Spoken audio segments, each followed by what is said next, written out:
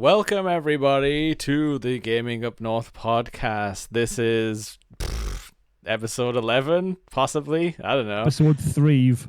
Yes, a combination of 3 and 5. I like it. I am joined today. This is the hairiest podcast in the north, apparently. The Bearcast, whatever, the Cubcast. I don't know. That's not for me to decide. Yeah, Yeah. I think we all are, to be fair. Like that might be a cub. I don't know. It's not for me to decide. I don't think you don't get to decide. name. No, you don't get to name yourself. I don't think. No, I don't. But yes. I am joined by Adam. I am joined by Joe. It's not the Adam and Joe show. And I am also joined by Lee. We're all here. This is kind of like it's like most of Gaming Up North, and Joe, who's came on some videos and helped us out very graciously. But he's got his own channel and stuff and priorities to and he's just made affiliate if you listen to this when it posts. So very much congratulations.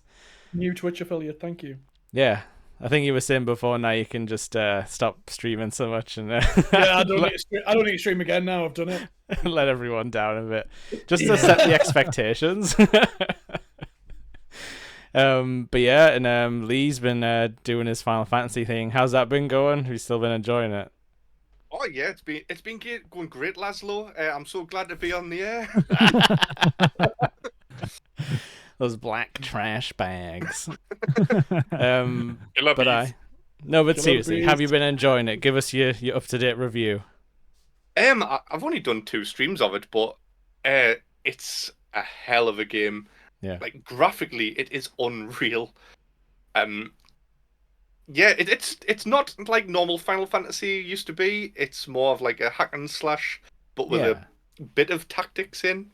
So like sort of Devil May Cry, but a little bit more technical, I would say. There's menus everywhere when you're fighting. I don't really understand what's happening. It's that kind of thing. Like, remember when they did 13 and they just decided, like, oh, there's just going to be numbers everywhere. Like, your attack's going to hit, like, 5 times, so it's going to throw up, like, 6,000, like, 6 times all over the screen. So is that what people want? 13, turn 13 off. Sorry, Joe? Oh, no, Final Fantasy 13. Sorry. Yes, I thought sorry. you meant 13, the title from Ubisoft on, like, the original Xbox. And I was like, what a throwback. I fucking love that game. And then, no, we're not talking about that. Yeah. And then no one ever wants to talk about that. No, I don't think I played it. Killer 7, I played that. We want to talk number games. You're the king, so you could do a whole episode on that if you wanted to. Yeah. Nobody could stop you. We're going to do a whole episode on this game that never got it, that ended on a cliffhanger and never got a sequel because it was terrible. Oh, yeah. That's what we love. I liked it. Yeah, so Joe is king of Nerdy Up North this week.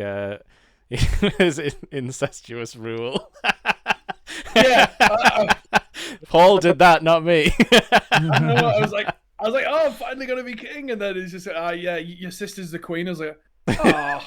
Oh, man. We are a Sunderland podcast, everyone, if that makes sense.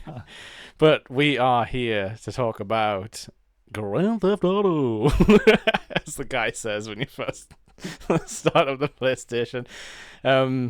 Yeah, this is something that for me has been a massive part of like video games for almost as long as I've been playing, because I got in on Super Nintendo, but I wasn't really like part of, like, you know, I wasn't part of the culture. I didn't read magazines, but when this stuff was coming out, this was like very much like, oh, the cover of the magazine's going to be the new Grand Theft Auto. Everyone's going to go wild for these screenshots, these like 4 screenshots you get to look at for months.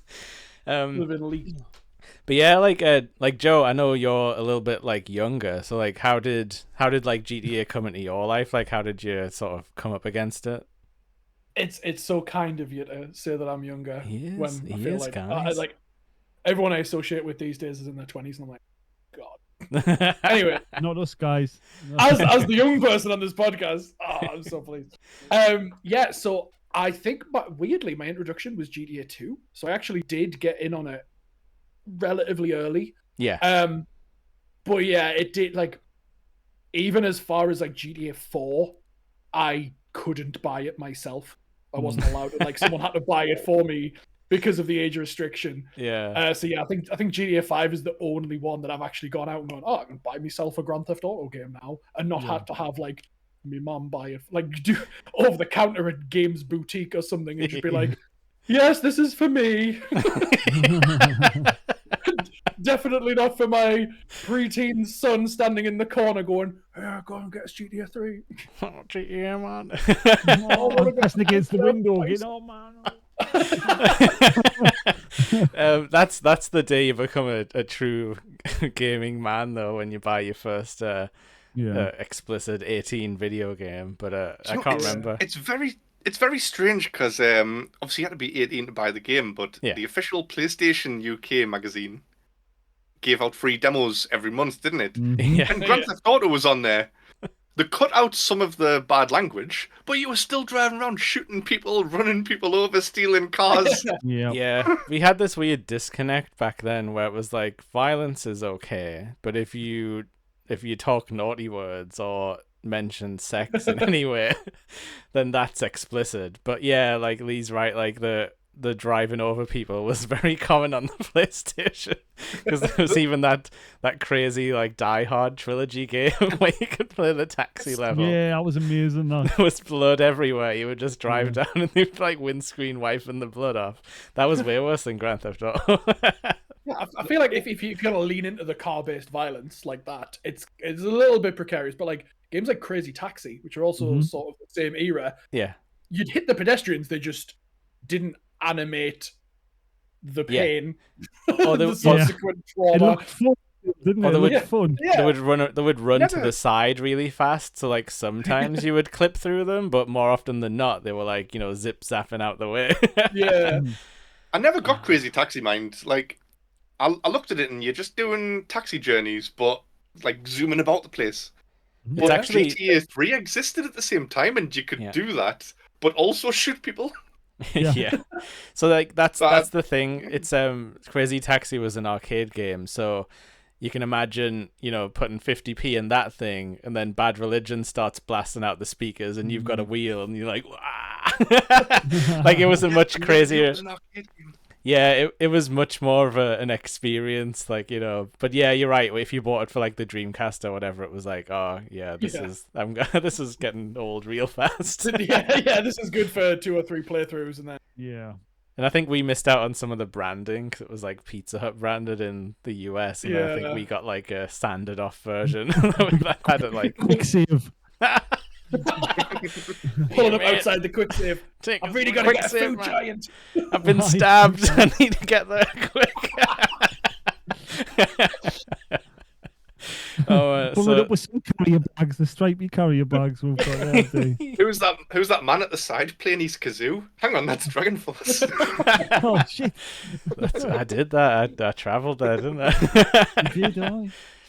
I can't remember. The time stream messes with my memory. But yeah, in 1996 or whatever it was. Like Adam, do you remember like your first Grand Theft Auto jaunt, shall we say? Yeah, it was the first one. Yeah. I remember. I don't know how it came about. It just was in my house. Yeah. I don't know who bought it. Yeah. I don't know why. I think my brother might have like getting the lend of it off one of his mates, and then it just never left our house. That used to happen. I've got a couple of games like that where they just I can't remember who lent us them, but they never got it back. Yeah. I don't remember buying Tekken 3, but I've got it somewhere like in a box. It's like, it was great. I'm the same, Adam. Like the first one, infuriating as well. It wasn't great, but it was fun, but it was like annoying. Yeah, I mean, when you look at it now, it looks, it's almost abstract in the way that it's kind of just, it is literally like a blur running around. Like you can barely make out that it's a person. We were using a lot of character select. Yeah, and it was just, wasn't he always just in like a yellow t-shirt or something? Like, it was like it had like 6 or 7 characters you could choose from on the opening screen, and then like you still played as a marginally visible pixel. That just pointed from the top down. Because I quickly jumped on it on stream because I was like I want to show people who didn't know that there was a fart button in this game. Yeah. And One crazy thing was I got to the menu. I remembered the unlock everything code, hang the DJ, and it was just all still there in my brain. Like I hadn't really thought about it for like decades. But yeah, this button hadn't the reserved the circle button to just make fart and burp noises, which was quite interesting and very entertaining as a kid. I was just trying to think, like, can you remember, like, imagine any game now that could just afford to not use an entire button? Like, I don't think I've played a modern game for ages that hasn't had like something on everything, every trigger, two menu buttons now. Abe's Odyssey had a fart button as well, didn't it? Abe's Odyssey was It did. amazing. I think that had some utility though, didn't it? Really, you could solve puzzles with that. Just like real life. True. Well, while we're on the subject of PS1 games, right? Do any of you guys remember Soul Reaver? The vampire Legacy game. of Yeah. Kain thing. Yeah, that was great. I remember all my mates at school talking about it and me being like, I don't have that game. Played the demo.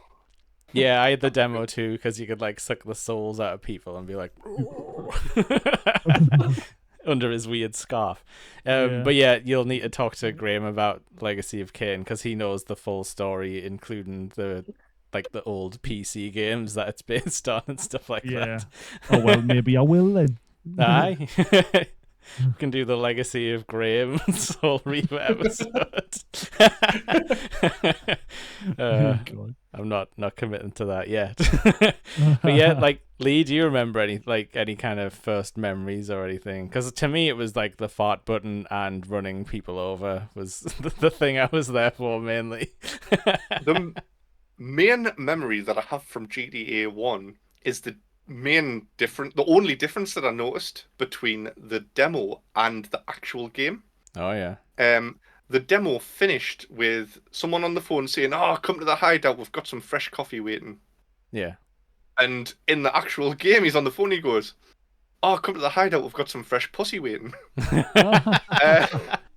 And as a kid, I was only like 10-year-old or something, and I was like, "Why is he going to see this man's cats?" Yeah. I didn't know what was going on. So yeah, so they cut it out of the demo, presumably because younger people were going to get a hold of it. But, so I think the murder was fine. I think pussy. I think when we first started trying to put this episode together, you mentioned that, and I was like, right, that now explains the hot coffee thing, where they've clearly been using that their entire career, because in San Andreas. There was a scandal where people found there was a sex mini game in the code. It'd just been removed, but it was still in the base. It was like the mission was called Hot Coffee, like it would show up in the little font in the corner.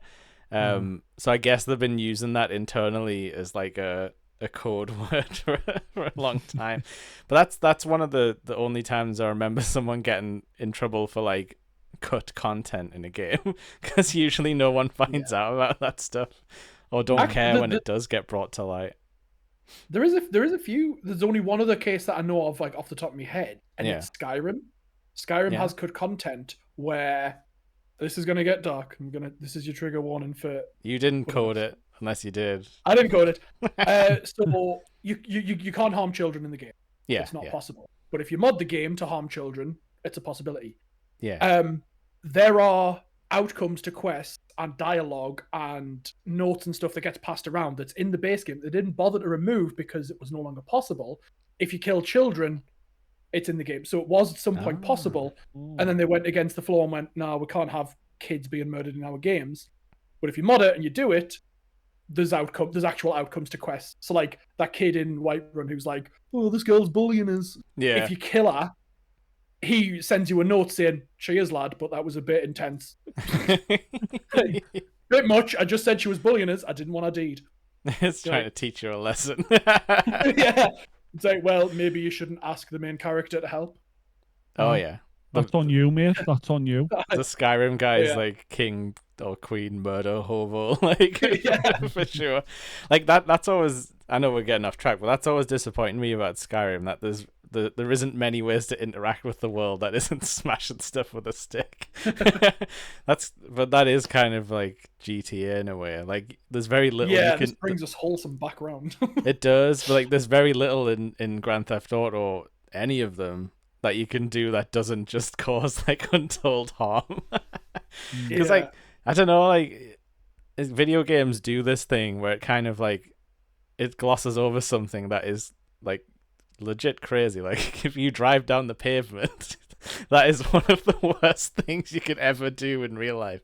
Yet, how many times have we all done that in GTA? Yeah. Thousands. Buckaroos. It just unlocks something inside of you, like I can get away with this in the game world. Yeah, is it cathartic though? Does that stop you from doing it in the real world? Yeah, this is just like slammed us head first into the controversy, hasn't it? It's like, I guess so. does being able to do this in a game make you want to do it in real life? Like, no. Personally, not. I think it's just the whole answer is just no. Like, I see Lee hasn't answered that yet. he's just sitting quietly like, no comment. I mean, there's so many cooler things you could learn from video games. Like, I wish I'd decided I wanted to be more like a Tekken character when I was a kid and been like, yeah, I'm going to become a wrestler with a Jaguar mask. Like, that's a much better career path than accountancy. Don't say that, because I genuinely did. This is embarrassing. A time in my life, want Jin Kazama's flame pants from Tekken 3. Oh yeah, it was like one leg's black and one leg's on fire. Yep, really wanted those. I thought they were cool as fuck. I think you don't should think be I able could to have pulled them off. You should be able to get pajama pants of that stuff now. Oh yeah, okay, that's a happy middle ground. No one else has to see those. Actually, I'm saying who wouldn't want them, but at one point when I was like 13, I was getting the piss taken out of us at school because I came out one weekend and I had flame pants on, a flame like dress shirt, a flame hat, flame shoes that I got from Kathmandu in Newcastle. Yeah. Just everything had flames, and people were like, "Oh, look at Flame Boy." That was all I had for you. But in reality, you were dressed up like Scotty 2 Hottie off the wrestling. Yes. Or also, Scotty 2 Hottie, like a deformed twin with Guy Fieri. You know, yeah. Like You should have seen me worm. Oh. Was it big then as well? It's funny though because I had those flames painted on my wall as well because I know which type of flames it is as well. Like, yeah. But yeah, like, and also I did. This is the first podcast that I've done since it happened. But Akira Toriyama from Dragon Ball did die this past Friday, and that sucks. So I think we all need to bring back the silk anime button-up shirts. Yes. Only you can bring your flame one back. Like that's also acceptable. I think I could rock one of those. Like next podcast, you will have one of those shirts on, Jay. Oh yeah, I wish I still had some of that stuff. Black flame button-up shirt. I get one. That sounds cool. It'll be too expensive now. It's too much of a thing. I need to rep the Goku. Wish really hard for the silk shirts to come back. Send us your power.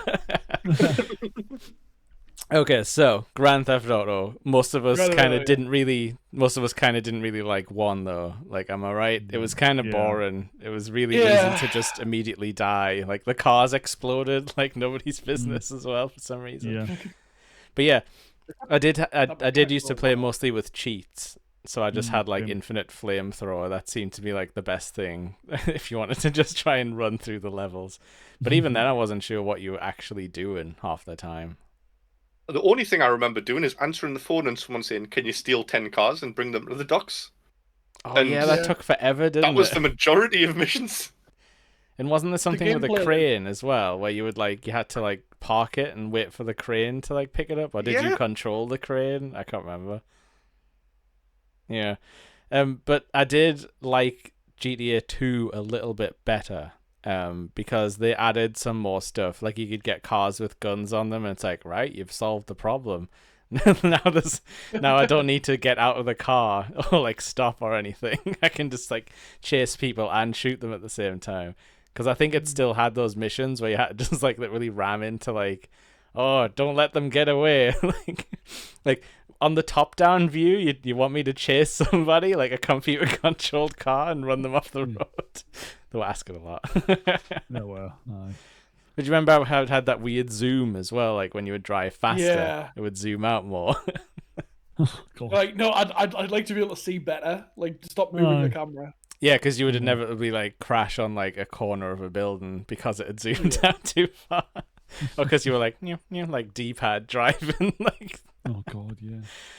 I think it was meant to be so that you could see further where you're going at a faster speed. yeah. But it didn't take into account that this was like 1996 and you were looking on a TV that big. And who knows what the frame rate was like as well Yeah. at the time. No.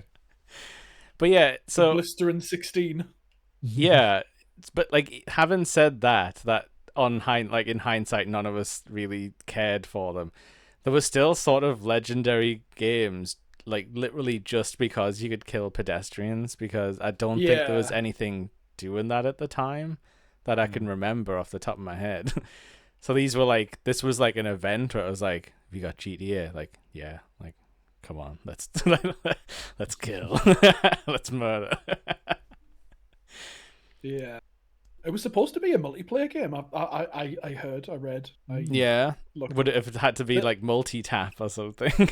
Yeah, well, this is it. So I was I only clocked on, like, I watched this documentary about GTA in preparation because I love learning things. It started out as a multiplayer game where it was supposed to be like the cops v the robbers. You know, it was cops and robbers game. That makes sense. And then they eventually made the AI for the cops. And that was the hook, right? The chase, I was like, I think it was meant to be multiplayer when it was a PC game, when it ran on like MS-DOS. Yeah. I wonder if they had gone with that approach, if it had come out as a multiplayer game, it would have died on the PS1, right? Because the PS1 was 4-player max. So you got 2 cops and 2 robbers. It's not. Yeah. And like, it's not going to work. There was like a couple of games where it was like to play Red Alert 2-player, they expected you to like LAN 2 PlayStations together, and it's like, no, like how? Like who does that? Yeah, like it's someone would have to take a full PlayStation to the other person's house. You might need the disc as well, so like you had to be like 2 of the biggest like Command and Conquer heads in the street. I'm gonna make Tanya and blow up all your buildings. No. But yeah, because I feel like GTA on a split screen would have just compounded all of the issues that we were talking about. Yeah. So did they want it to be the 2 TV LAN setup? Who knows? I don't know. It must have been geared towards the PC, and then they were like, "Oh, we're gonna publish it on the PlayStation as well." And they were like, "Oh, I think it was." Oh, I can't remember the name now, but it was the publishers who said no, and they changed the name of the game to Grand Theft Auto as well because they were like, it's more edgy than. What was it called before? Do you remember? It was like Chase and Race or something. Well, I am looking at the 2 manual right now, and it does have Thrasher Skate and Destroy as another Take-Two game. So maybe they were like, Skate and Destroy, Chase and Make. Chase and Race. Shake and bake, huh? I was having a quick like peruse through here just to see if there's any interested information. GTA 2 is set in the future apparently, so they were going for like a dystopia sort of thing. But, like, look at this lad just in the future though. Look at this lad just aiming a gun at you in the manual. Oh, man. Any idea what year it's set in? Because I'm just thinking like Flight of the Conchords, kind of like it is the distant future, the year 2000. They've thought of that. 3 weeks into the future. Oh, that's what it says right there. Wow. That's 3 weweeks from now. Shit. Holy shit! Oh, and this is pre-recorded, so you've only got 17 days. I don't know. when you watch this later, it's 3 weeks from right now. So like, yeah, you get this quick thing like, what was it? It's 3 weeks in the future. 1 tempting city, 7 street gangs, unlimited criminal opportunity. It's like society's in rapid decay. It's pretty much like RoboCop. The crime rate is soaring, biochemical dependency and healthy proliferation. You are about to have the time of your life. The city is on the edge of collapse. Like, They didn't convey a lot of this in the game, as far as No, I was no. aware as a It just kid. seemed like a normal place where you were a bit of a bastard. Yeah. Yeah. But yeah, there is 7 gangs, which one of the rednecks are the Elvis guys, apparently. That's because there's like horrible plasticine faces. I don't know if you'll be able to see. It's really small, but other way. Oh, like, yeah. There's like Oh. horrible, like, like Primus music video faces in here. Yeah, I think the second game had this gang mechanic, right? Where Yeah. you would do missions, or you would work with certain factions, and you would it had this kind of reputation system, which is something that they wholeheartedly threw out, but then brought back in for San Andreas. But I'm glad they didn't go with 7 gangs again, because that is a bit ridiculous. Or even give you a choice of gang in San Andreas. You would just, you're in the Grove Street families. That's it. Yeah. Yeah. It also says look after your GTA 2 disc. Compact discs are robust but not invincible, so handle them with care. Fair enough. But that brings us on to Grand Theft Auto 3, which was an entirely different beast. Yeah. That was a game where, because obviously, it might not be, it's still obvious. Games are expensive. We were children. We had no money. This was a game where like we knew it was coming out, but none of us could afford it. And as Joe has laid out, it's a bit of a tricky proposition to be like, Mom, can you buy me Grand Theft Auto? Like the game that's on the news that everyone's saying don't let your kids play. Like, yep, that one. But we heard down the grapevine. I don't know how we did, because this was like, telephone era, no texting. But like we were like, oh, this guy's got Grand Theft Auto 3. He was like, should we just go over? Like we want to see it. And like we'd never been to we were friends, but we'd never like been in his house or anything. I think I remember us just being like outside the gate, because he had like a gated wall thing, like he couldn't just knock on the door. Like I think we just waited there until we got someone's attention. Like, we need to play GTA 3, like, because what you were imagining as a kid, it's kind of like what people did for like No Man's Sky when they just invented a fake game where you could do anything. It's a living, breathing city. Like, you can go in any building and stuff. Like, that was what you thought in your mind at the time. Yeah. I think when I saw it, I was still blown away, but he was very much in like the first area, and I don't think things are like super interesting for the first few hours of missions. But do any of you guys remember like the first like time you saw that or anything, or hands on? Go on, Adam. Yeah. All right. I remember. So it came out in 2001, didn't it? So If that's correct. I remember getting it for Christmas that year. Nice one. And I have a very vivid memory of me playing that, and I remember I also got this like Guitar Heroes CD. Yeah. So it was like you're talking like Joe Satriani and Steve Vai, and like it had other songs. I mean, even though they're not Guitar Heroes, they're like Foo Fighters and stuff on. I remember specifically doing a mission and Monkey Wrench by Foo Fighters on in the background. Yeah. And it was just fucking epic, just that blasting and just like running around shooting people and killing yakuzas and stuff. Yeah. It was great. That Very vivid memory. you were kind of ahead of your time on that then, because the music was all like kind of like vaguely licensed. It wasn't anything I'd heard in 3. So like Adam was like hacking it and being like, I'm gonna play licensed music for my GTA 3 radio. Yeah. Yeah, definitely. It was very fun. Yeah, it wasn't until the next game really that they licensed like actual music, but GTA 3 did have the start of the radio, like just the whole radio thing. But sorry, backtracking a little bit. I bought GTA 3. Like, and Adam said it came out in 2001. I was not very old. How old are you, Joe? I'm in my 30s now, but when this game came out, I was 10. So. Oh, right. Okay. You know what was out when I was 10? Austin Powers 2, because I got in the cinema. I put a little shirt on. I pretended to be 12. It worked. Well, I don't think it's on anymore. I think it's no longer a thing. But Chesley Street Market. Okay. Oh, It was like Yes, Saturday and Sunday. that's where I got all my games from. I just had GTA 3 there, and I was like, oh, me and Son used to play GTA 2 on the PS1. I've just bought I've got a PS2 at home. So I was like, oh, can I buy this, mister? And he was like, aye. I was like, class. didn't care, and it was like £8, so I definitely missed the release. The release of it. And then like I think I played it to death. Just Bit of a tangent. I actually had some of Chesley Street Market at my house when I lived in Chesley Street. Me and my friends went down and dismantled a stall. Took it past the police station to my house and started like cutting it down into reels and putting it on wood, skateboarding and grinding until like the third reel or something. The police came out the station and were like, "What do you think you're doing?" Well, you're like, what? It's like Tony Hawk's 2, man. Knock. Jesus, man. That was an interesting but related tangent. I might have got GTA 3 from the same stall. I'm not sure because I don't know how I got it. Oh, So this guy sounds like a legend. And then you stole the stall. Not specifically that stall. It might have been a different one. No, he left the video game stall. He liked that one.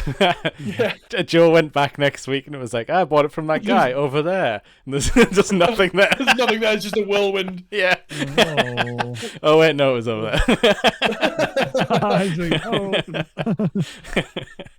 Oh, but like it's such a that game has such a weird vibe, even in the visuals. Do you remember it being like super blurry, and there was all those like light beams that would string out, like they had like I don't know what you would call it. It was like almost film grain, but also like as if it's not like quite lens flare, but it was like they wanted to give it this light and effect of this kind of misty grainy city. Yeah, I mean, which I think worked. It's got a vibe, but I feel like it was nighttime 3/4 of the time. Yeah. Right? Like it was just never daylight. Yeah, the way they played the city was very much like when you're in it, like there's no like you say, it was like grey and stuff like that. I suppose the fog was probably, to hide some of the loading in, because as far as I was aware at the time, this was like one hell of a technical achievement, because nobody else had pulled it off this well at that time. As far as I can remember, only 2 loading barriers, and it's the bridges between the islands where it would cut to the loading screen and go. But and you wouldn't even often do that either, would you? Like drive across from one island to the other, so you never really hit it. They were pretty big. I mean, the third island, I always feel like the third island in every single game is like just a dead end. It's just like in 3 wasn't it sort of wasn't it sort of like industrial? That's kind of what I remember. An army base. Oh, is that where that was? The FBI base, possibly the army one. Oh yeah, there was definitely a tank somewhere, but the cheat was how you normally got the tank in my house. Yeah, I remember because 3 had the dodo. It was the first like plane in the game, but it wasn't very good for flying. I don't think I ever flying flew cars it. cheat. Yeah. And if you got in a tank and reversed the cannon and shot behind you, you could take off, and it was like sustained flight. Yeah. It was much easier. I don't think I ever found a good place to get that like running, you know what I mean? Like, because you needed a decent like runway. Yeah. I don't think I ever found like a place where I could like reliably be like, yeah, we're gonna fly the tank. I think I was always just like smashing into the side of things. I used to always start from, and the reason I remember this is because it was a proper emo band as well. But I would park up at the top of Hawthorne Heights and just ride down there, and there was a little bit of a jump that you could make at the end and just fly like across. And I think you could at least make the last island. Yeah. Or the first island. Because there was a secret. Was there a secret Hmm. island? Or no, I think so. No, I think that's Vice City or something. Where there was like an unused bit of like non-texture you could fly to, but it wasn't. It didn't have any collision or anything. I might be mixing that up with getting back to Liberty City from Vice City, which they did for one mission. So maybe you could accidentally fly there. But anyway, what I did like about 3 was how like nuts the physics system was for the cars, because you could do some insane jumps just from like driving up like a grass verge. Like you didn't even have to be on the insane ramp or whatever it was. Like like we used to just basically get a few police stars, like a 3-star chase or whatever, and just use that as an excuse to be like, right, so now we're driving like crazy. And I just always remember us doing some kind of crazy like corkscrew jumps and like landing on the wheels. Yeah. And it just like felt really good, like just to drive away from the police, like with no sort of no other goal in mind. I think that's what I spent most of my time doing, like if I'm honest, because I hated the missions. Yeah, I think it's generally a trend with all of the games that like the missions are probably the least impressive part. Like Yeah. the gameplay loop in the missions is get this vehicle, go do this thing, probably kill some people, but like and then return with something. That's, they had to like, change it to auto aim shooting, didn't they? Where it was like lock on shoot, because they hadn't really figured out a 3D shooting system that everyone agreed on yet. But like they finished all the missions. Yeah. Well, you had to like unlock the areas. It was a necessity, but like, I remember the last mission with the dirt ramp going down, and the main lass who like betrays you at the beginning. It's like her, and there's like loads of barriers going all the way along. You get to her right at the very end, and there's like metal fences and stuff. Yeah, I vaguely remember that area because you were right. Like Joe, you had to complete it, otherwise you would be that guy who only had the first island unlocked, and it'd be like, and if people came around to play, they'd be like, "What? You haven't got the second island? That's where all the best stuff is." But you didn't want to unlock the next island to do more missions. You wanted to unlock the next island to do more wicked jumps and like roam around and see what's going on. Yeah, just mish about. Like the beauty of the game was just mission about. Yeah, and you had doing a wicked flip in your car. Yeah, and you had like little. Like you had a base on each island, didn't you? This was before they got into like the property like buy-in system proper. But you had like a garage, so you could start that whole like it's incredibly popular now, where like people want a homestead in games. They want to go out and they want to do things and come back and sort of get that like loop going. And like that was the first time I remember where I'd be like, this car's awesome. I'm gonna look after it. And I'm going to take it back to the garage at the end and like keep it safe because it would heal your car every time you like saved and stuff like that. But yeah, like missions wise, I just wasn't interested. Like I'm not the biggest fan of mob stuff anyway. And it was very much like parodies of movies I hadn't seen. I've probably seen some of them now. But yeah, and I always felt like it was quite harsh. There was a lot of timed missions and you like, you know, your health wasn't like ran out pretty fast from what I remember. A lot of missions that your health was terrible. Also, you couldn't swim in this game and there was water. I feel like there was a lot of water everywhere. Yeah, so if you went over the side, you were just dead. Yeah. There's quite a lot of racing missions as well, and I hated them. I know Goodwill will be frowning watching this at me going, "Oh, I hated the racing missions." But the cars were terrible to handle. Yeah. Like you would go to that little garage with the glass windows and steal the Banshee. Yes. And then head off to the racing mission and just lose. I could still like I remember in somewhere in my brain, like in every game, where my favorite car is parked, like where you go to pick it up. Mm-hmm. And it's just like I've still got GTA San Andreas installed on Steam. Yeah. And like I booted up the other week and I was I'm gonna go get that super bike that I like. I'm gonna go that would buy the docks.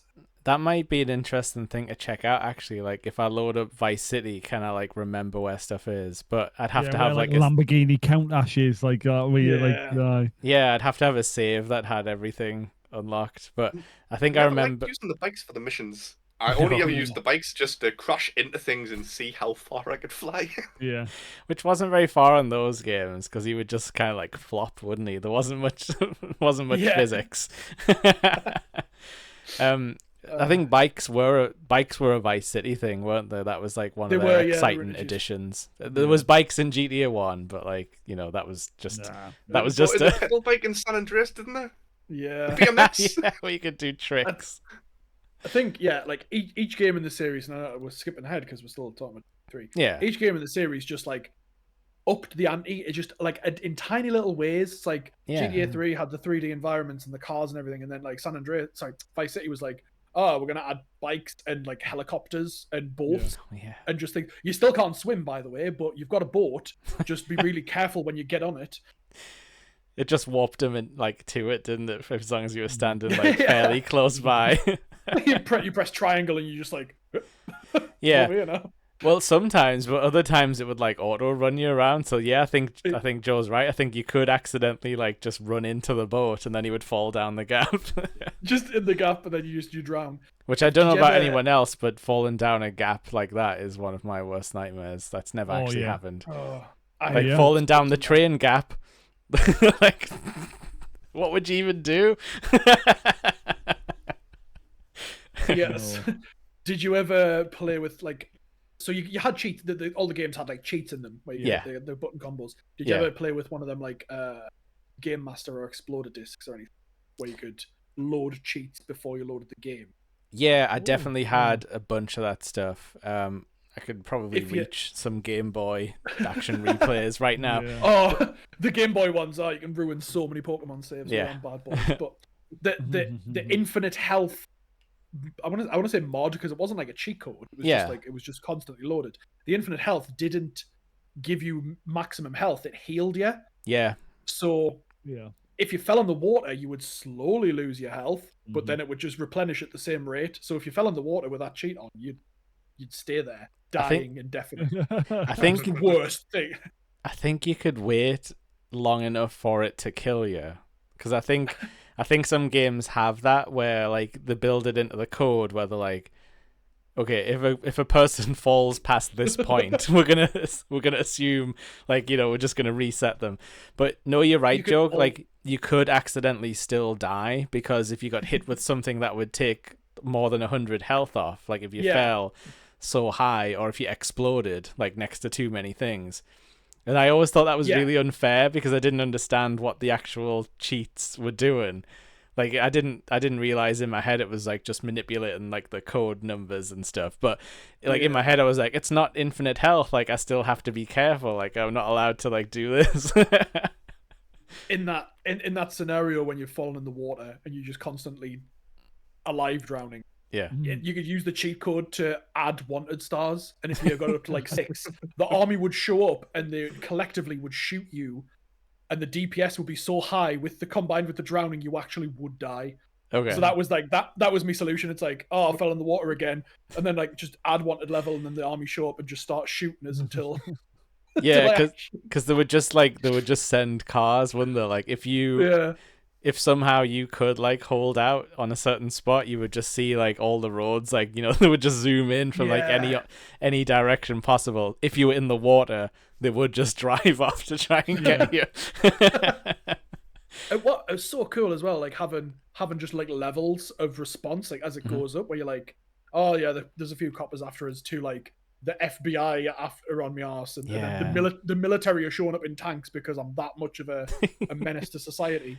Which, yeah, because like once I can't really remember how it broke down in 3. Other than was it like undercover at like 4 stars, like the big SUVs would come in, which were like armored vehicles, I think, so you couldn't shoot them as well. So that was how they up the difficulty. Then it was the army with the tanks that would immediately, like inevitably you were gonna die if you got 6 stars.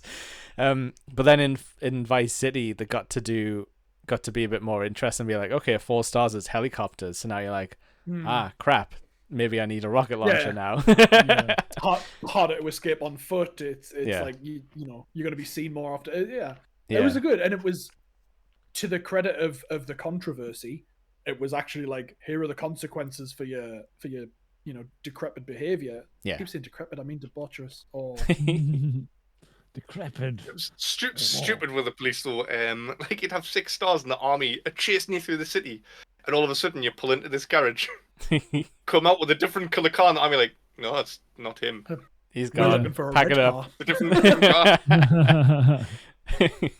Or you could, I think in 3 you could even drive down certain back alleys and find like a police badge, and it would reduce your star by 1. Yeah. It's like Yeah. that's just they got rid of this, but that was just video games out in the real world. like they very much went along like from 4 they were like, this is realistic. But let's not get too far ahead. But like for Vice City, that was my absolute favorite. I don't know what it was about it, like I don't know why the 80s music hit so hard with me, because I'm a child of like the 90s and like grunge and stuff like that. So but maybe it was just because it was a sound that I hadn't really experienced properly before. But I absolutely loved it, and I remember the trailer coming out that had like the Runaway song. Is it called Brian? I don't know. I can't remember. Run to You. Maybe. Oh yeah. It's the Run So Far Away song, I think. Oh, that's a Flock of Seagulls. Yes, yeah, that's the one. I just remember I think that song seriously. It just No. makes you've watched that 70s show, haven't you? Just anytime I hear that song, I just think of Fez going, and I ran so far away. Yeah, well, it was the GTA song for a long time because that advert was on like television. That was like a thing. It was like where they would normally just have adverts for movies on TV. You're like, what? Like Vice City's coming? Is that a helicopter? Because it showed that in the trailer and stuff like that. It was mostly like city shots, like showing like Miami at sunset and all that stuff. But yeah, I absolutely loved it. After the dinge of like GTA 3, it was definitely like it was so vibrant. It was like the colors and just the way everything popped, and it was just like nice. Sharp edge. Okay, this looks like sharp edges as well. Like GTA feels like a very sort of smoothly rounded game. Like the cars as well. But like, because they'd gone back, they were like, right, the cars are square now. And it's like, okay, I wonder if that made it easier to render. Like if that was a concession. But yeah, like they must have heard the criticisms, like, and been like, yeah, it was all like greeny gray and stuff like that. So how about we just make this like a massively colorful thing, and then we're gonna rip off Scarface, which is a colorful movie in a few more ways than one. I hadn't seen Scarface as a kid either, so like this was my first exposure to that whole storyline. I think I was late to I was late to watch Scarface as well, and I was like, oh, it's Tommy Vercetti. Yeah, right down to the chainsaw and everything. So Vice City, this game, my mum did buy me. And she bought me it from Granger Games in Sunderland. Ooh. Oh, yep. I used to go there quite a lot. I absolutely convinced her that this game was not as bad as the media would. Switched it on.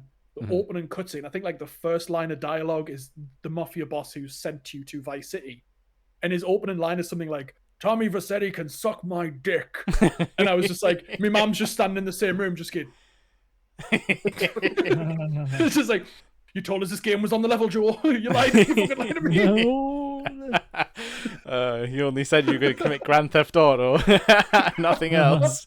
I was just like, that could not have been worse. That could not have, it could have been worse dialogue, but like, I absolutely I don't think my parents ever saw me play any Grand Theft Autos. It was very much like, we'll keep that to the bedroom sort of thing. Like this isn't going on the main TV downstairs or anything like that. Even though my dad probably would have liked it, because he did play games up until they went 3D. Basically, he kind of like stopped at Mario 64. But I assume him and his friends would have thought it was funny that you could steal cars and drive them around. But yeah, like, did everyone else like love Vice City? Because it was weird. It was in the past though, so I could definitely see an argument for being like, oh, I wanted more modern day cars and stuff. But I just loved it. Yeah. Aesthetically, it's the best one. It is pure vibes, like. I remember this one very well because I was like 15 when this came out. Yeah. And I remember having like a really bad stomach bug and being off school. Yeah. For like nearly a week, and I was just lying in bed playing this the whole time. Yeah. And having like the radio station on with like Megadeth and Love Fist on, and so it was Love great. Fist. Love Fist, man. Love Fist, the interview was fun, but that song they wrote for them was pretty terrible. Probably by design, I guess. But... Yeah, but I just remember being basically like in a like proper fever dream, just like half like sitting up in bed, just like occasionally spewing in a bucket, like. So yeah, I had fond memory of that. Apart from the pooliness, it was It good. healed you. It did. That but- and loads of chicken soup, like that's the boy. And candy sucks. It was the porn star because you did missions for the porn studio in this game, of course. They were like, how do we get you to do sillier and sillier missions? Like, we'll just say that every business is ran by a crooked business owner. Yeah, like you bought like a printing press, and it was like, oh, you want to counterfeit some money? It's like, I think Yeah, man. even in that cutscene, Tommy Vassetti's like, oh yeah, my grandpa used to own a printing press and would like make newspapers and storefront signs, your general things. And the guy's like, all right, I want to make cash. Now. You're like, oh, I forgot I was in a GTA game. Sorry. Oh God, yeah. Do you remember when you would? Do you remember when you would like kill pedestrians and little bundles of cash would come out of them? Yeah, And you had to like run over it to collect it. Oh yeah. Which do you remember which game introduced the mechanic of hitting them more produces more cash? Oh, I don't know, because you could keep hitting people with the bat, couldn't you, and stuff like that when they're on the floor. Yeah. Like they would disappear Vice City- after a while, but if you kept it on screen, I think you could. Like... Vice City definitely introduced like more melee weapons, like actual melee weapons. I feel like did 3 have a bat? I think it had I a think bat. 3 had a bat. Yeah. But I don't think it was much But, like- different than a fist. But like I don't Vice think City they had brought like in like screwdrivers and stuff until San Andreas. I don't think. yeah. But it They had a hammer. chainsaw in Vice City. And a chip, Yeah. yeah, for sure. Because And a that golf had club because there was a golf course. Yes. Yeah. Oh, 'Cause- I forgot about that mission, man. because the chainsaw had like unique animations and everything. Like you could like stab Yeah. it down, but you could do it to Yeah, I cars as well remember. though. Because I used to just run around and jump on top of people's cars and be like, "Wah!" They would immediately get out. Oh, Josie, when you obviously. chainsaw hockey mask. Yeah. But no, I think there was a hammer as well, if I remember right, in GTA Vice City. But I think you're right, Lee. There was like the small arms weapons were more because like they gave you like stealth mechanics in the next game. Tommy Vercetti was Yeah. very much just like a weird block man with a greaser Yeah, he haircut. He had a few- Was this the one with one of them had the main guy from GTA 3 in it show up? Was that That was San Andreas. San Andreas, right? Yeah. He's like, but he doesn't talk because he didn't talk in It the never third talks. game. Yeah. What's he called? What's he called? Clive or something? Claude, Canonically, I think. Claude, yeah. Claude. Like an otter. Yeah, like GTA is pretty like they're interesting about that because I think a lesser game studio would have just went like everyone's back. It's the sequel. You know, like all the references are back, but this one's very much like every game is like its own thing. And they Yeah. very rarely continue the story or reference anything that happened. And I think like in this day and age, that's pretty rare, even now when it's just all Yeah. gone Yeah. like universes. I think there's like, I mean, like obviously they couldn't reference GTA 3 in Vice City because Yeah, it happened like a decade or two earlier. yeah, Like, it yeah. wasn't. Sure, It would how have been far weird for apart them to they do were. that. Yeah. I mean- except for there is one character. There is one character Is there? who's consistent. Yes. Is it Laszlo? Laszlo Jones. Yeah. Of Is course he he is. Is he still in the starts most out recent one, or did he fall out with the studio? Like, He's in GTA 5. He's actually an NPC in GTA 5. There's a mission where Right. you beat him up. oh no, Is he, is he trying it on with Michael's daughter? Yes, Might he have is. got- yeah, I think Yeah. Trevor cuts his ponytail off or something. Like, there's Yeah. God. But yeah. I absolutely love Laszlo Jones. Just like took us ages to realize, like, to find out that he was a self-insert. Like he's a guy who worked on the radio Yeah. scripts and all that, and then he was like, "All right, I'm just gonna do it myself." He's got a good voice Oh. for it because he's kind of Yeah. he does sound like a bit like that kind of Howard Stern style, like Yeah. shock jock kind of guy.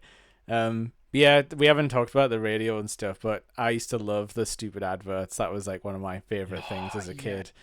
I don't know if it is because I loved RoboCop as a kid and everything, but I love that kind of satire thing. And when you look back, like it was fairly like juvenile, but when you're the target age for it, or like a bit younger, like you feel smart for getting it, don't you? Like it's fun in that way. Like it wasn't 18, but if you're as a kid going like, oh, I get what they're doing there. It's satire. Like it makes you feel smart, even though it's like dumb shit. Yeah.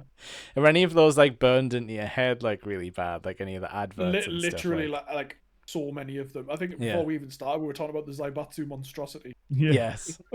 Yeah. The English guy that rings up, and he's like, Freddy has been a very naughty boy, and he needs to be spanked. Freddy needs a nanny. And he's like, okay, how old is your son? Son? I don't have children. Can't stand the little brats. Well, you did it on as well, but he's like, Laszlo's just kid. Is anyone out there still saying? Is anyone gonna call me up and be like a normal person? And he's like, absolutely, Laszlo, killer bees. He's like, killer bees. There's loads that just ring up, and it's just to start out with just like one word, and there's one guy's like, meat. He's like, what? Squirrel meat, pigeon meat, raccoon. Yeah, there wasn't enough meat. That's good eating. That's good eating. So that was Adam's inspiration. That was him calling up. Yeah, that was past me calling them. You could say they invented podcasts, I guess, because we were sat there listening to them like the word podcasts. Yeah. I just like, because it's not like, it's such an innocuous part of the game. Like you could play the entire game and not listen to the radio. Yeah, like you could turn it off. There was buttons to do it. Yeah, you could turn it off. Like you're not necessarily like. I think I mean I've spent hours and hours on San Andreas, but I think I've only really listened to like a handful of the radio station. Yeah. So there's still stuff that I just haven't heard. Yeah. But there's other stuff that's just burned into my memory. Yeah, because I was like, you know, that little metal kid. So I was like, I'm gonna put the rock station on. I'm not gonna listen to any of the pop music, not even the really good 80s pop music that was available. It's like I'm gonna put V-Rock on in every single car, and I'm gonna listen to 2 Minutes to Midnight and Rain and Blood and stuff like that.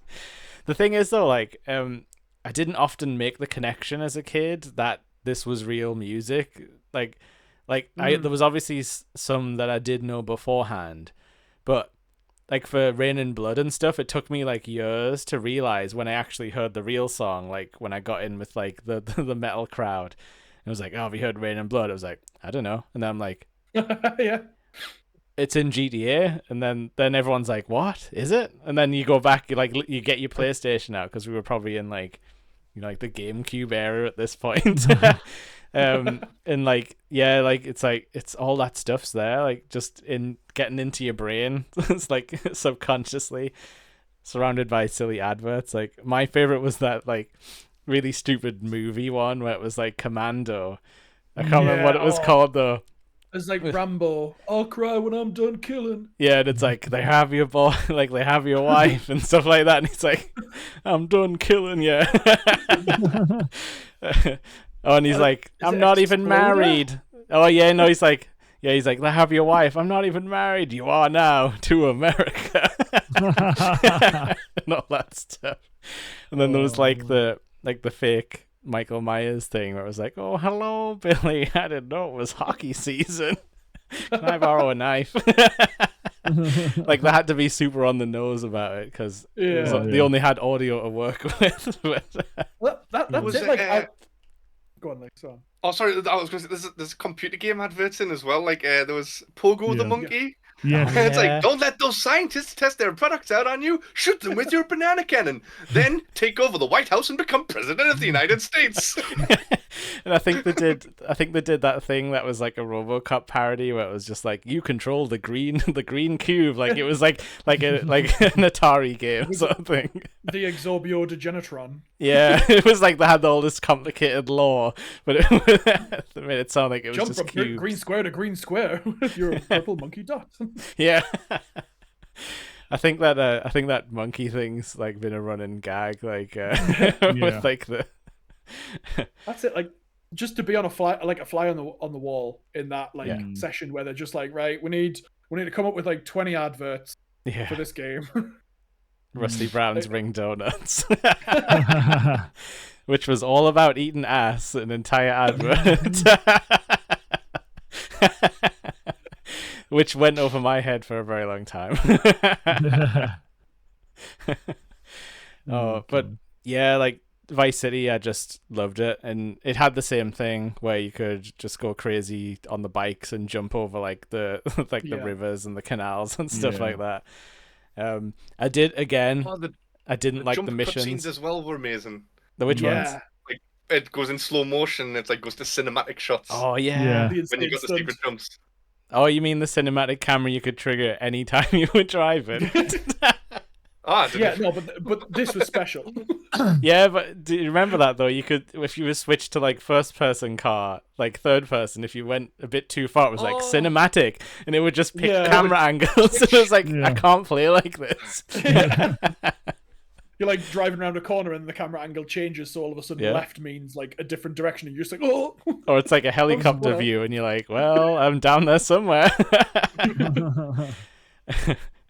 But yeah, and this was the Vice City was the one where it brought in like buying property, so it gave you more incentive to play the missions because you were like, I can own like a car I need money. garage with like Yeah. 6 places to save cars and stuff like that, or the Scarface mansion.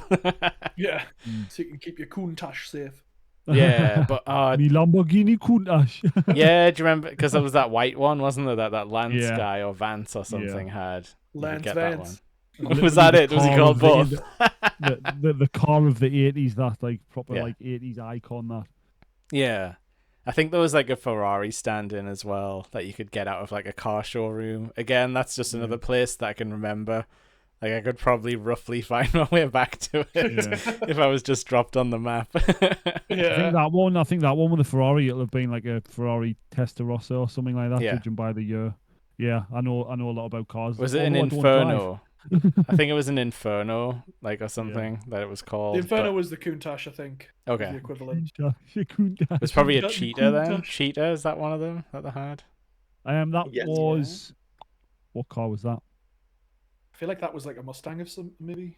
Okay. No, it was another one of those like 80s like supercars. Yeah. I think you could get like a Starsky and Hutch type car in this as well.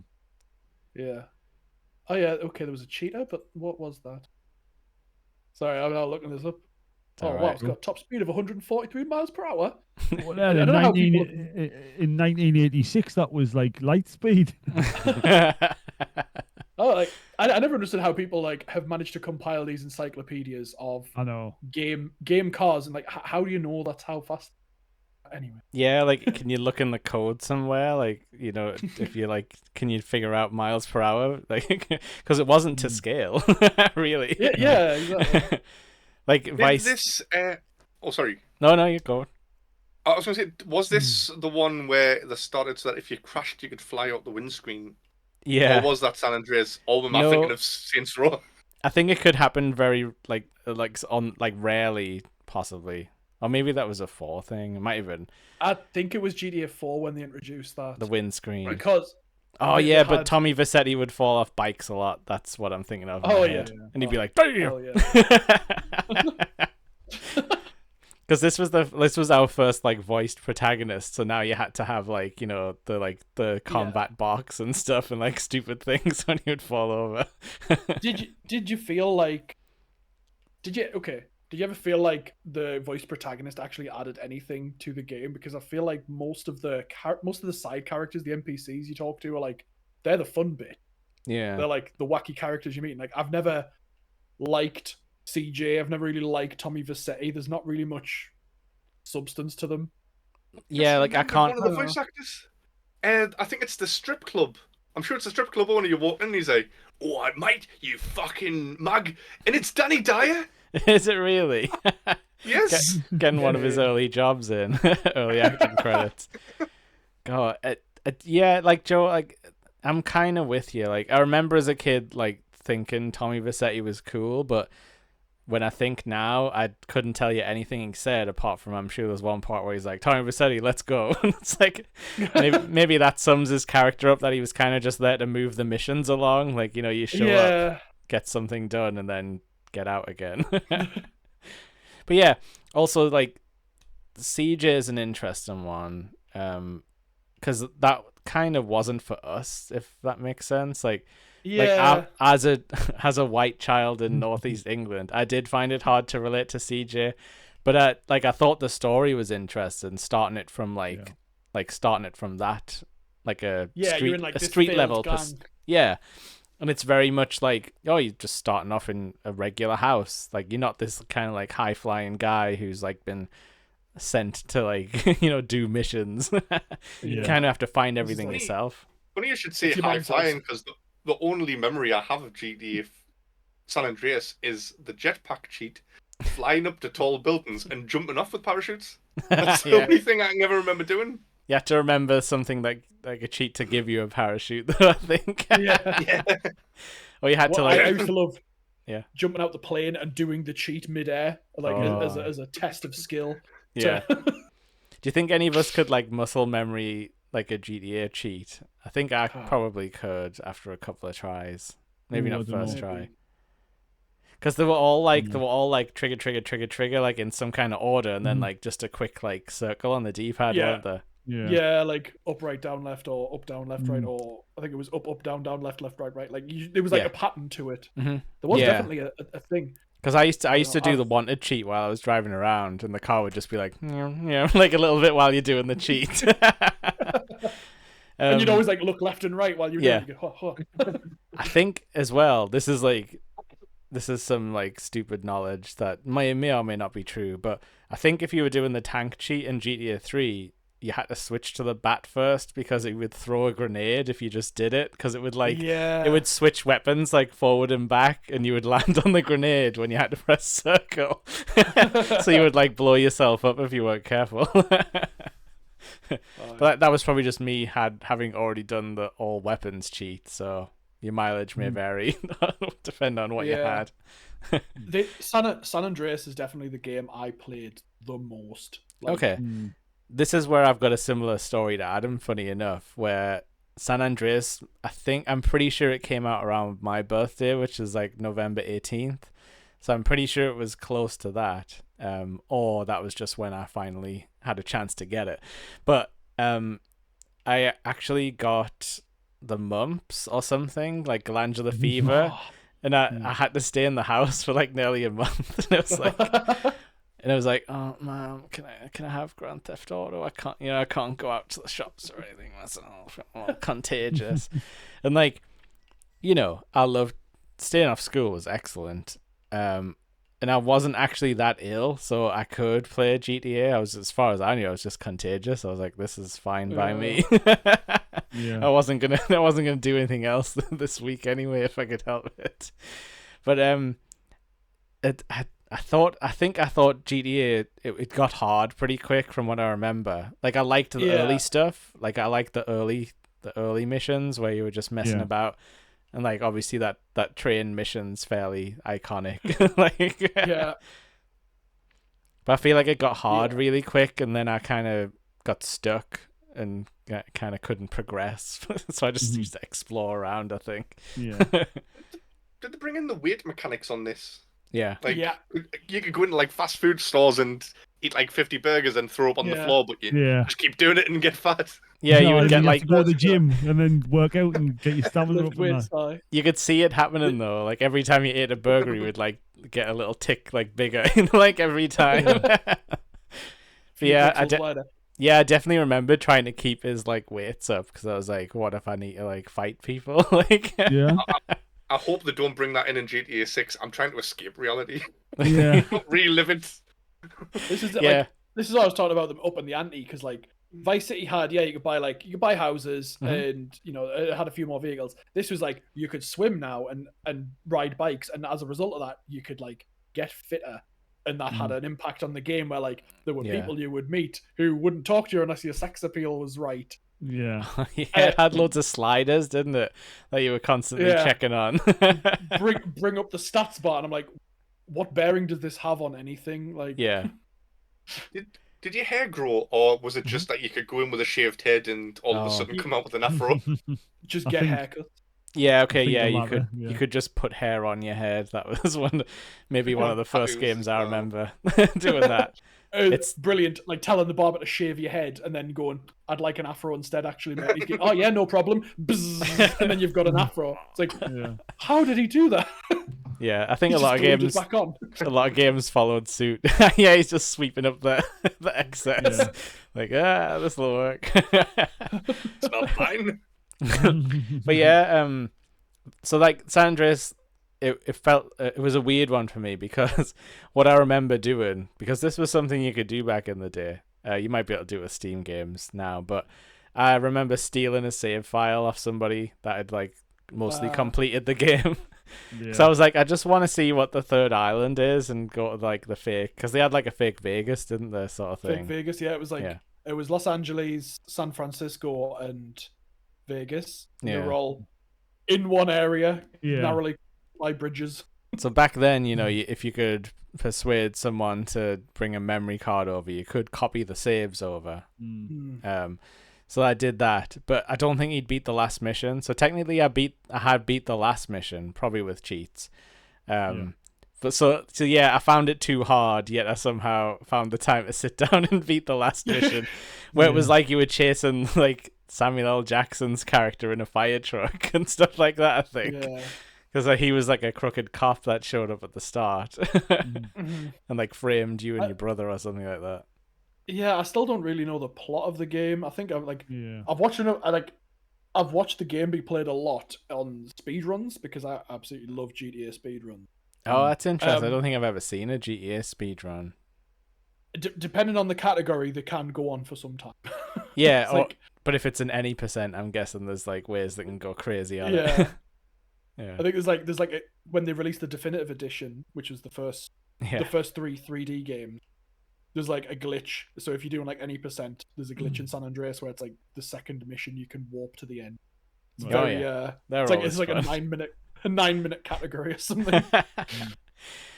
When they did the remakes, wasn't there a thing where there was something you could do where the car would just get bigger if you bigger. Wiggled, if you just left and right, you just wiggled, and like they had this animation where like the car would like wobble on its on the suspension a bit, but in doing so it would slowly get bigger. That's so stupid. And then like one of I think the studio put out a tweet or something. They were like, that bug's in the original game, and it was like, so fix it. What are you doing? But like, is it? Because wouldn't you do that quite often? Like, as you're driving, you would probably like dart in between the cars quite like. Yeah, that was a common occurrence in GTA. You'd be going like 100 miles an hour and just like driving through the middle of traffic. San Andreas had some fast as fuck cars as well. The screen would get all blurry, and you go, tunnel vision. I was going to say about speedruns. I really hate glitching speedruns. It doesn't count. Okay. So you're a purist. Elden Ring, I remember like having a look to see, I wonder how fast someone's completed Elden Ring. And all the top speedruns is like people turning left slightly and jumping or something. And then the past even the Elden Beast at the end, pulling the sword thing out or whatever. Yeah. Or whatever happens. And it's like, you've completed it in 5 minutes. Like, no, you fucking haven't. like in a way it's impressive because like they're often like tricking the physics systems to be like, oh, if you do something in this certain spot, it like exponentially like multiplies the momentum, and then you end up like flying across. But you're right, like it's more interesting if you actually have to beat all the bosses, like, you know, in some fashion. Like, fair enough if you can glitch to make the boss like fall off the side. I think that still counts.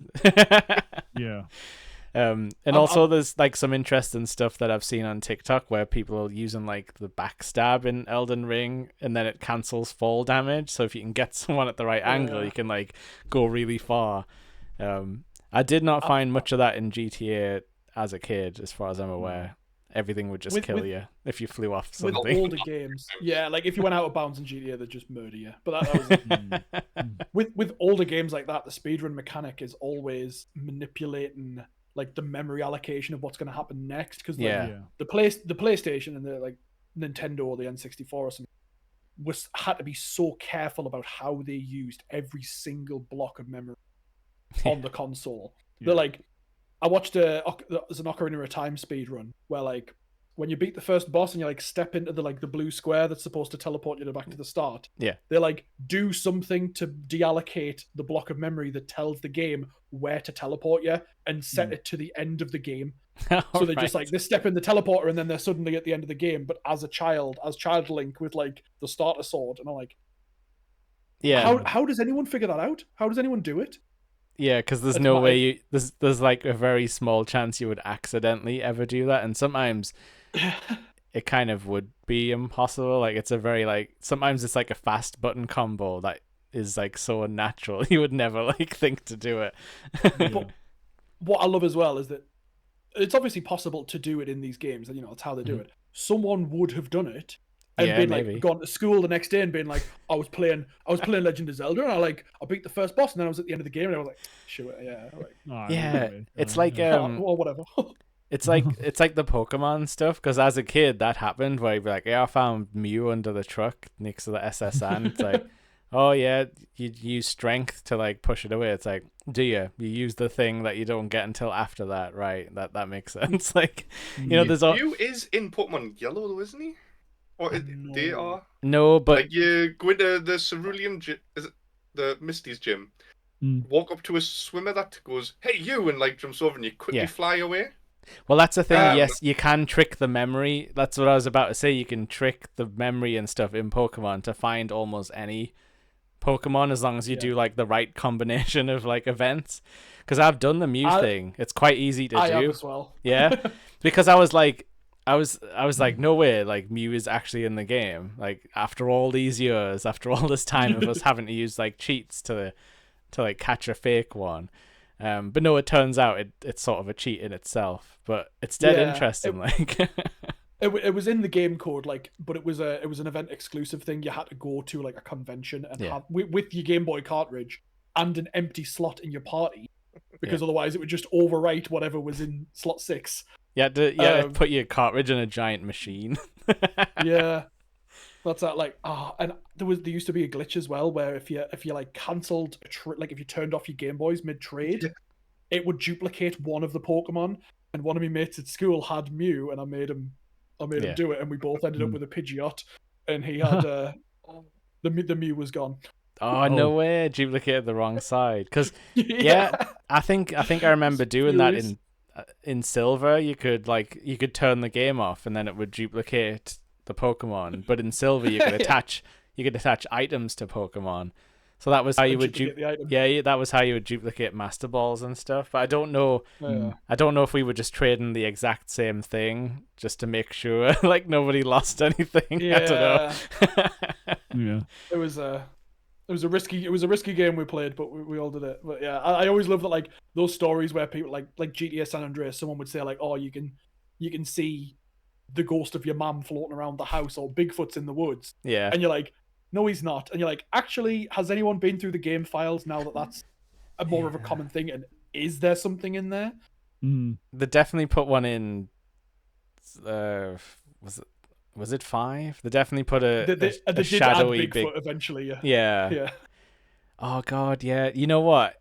And I fell victim to loads of these, because I remember people saying there was a ghost in Grand Theft Auto 4, and there was like YouTube videos and stuff of like vague things happening at this like one certain building, and I remember going there, but like I didn't see anything. But you can imagine though how it would like go through the schools and stuff like that. Yeah, and that was it. Like the beauty of the game wasn't the missions. It was like going like, oh, I'm gonna go explore that area in depth tonight, and you could spend like hours just like combing the woods looking for Bigfoot.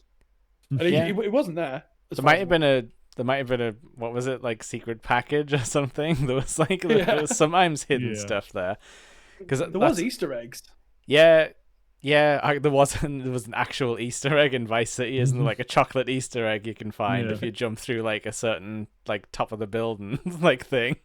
Like that was their big joke. I'm sure. There's a like a information sign in San Andreas next to the Golden Gate Bridge. Oh yeah, this is ringing a bell. And it's got like the facts on it. Hold on, I'm gonna see if I can find a picture of it. Yeah, like it's got the Gant Bridge.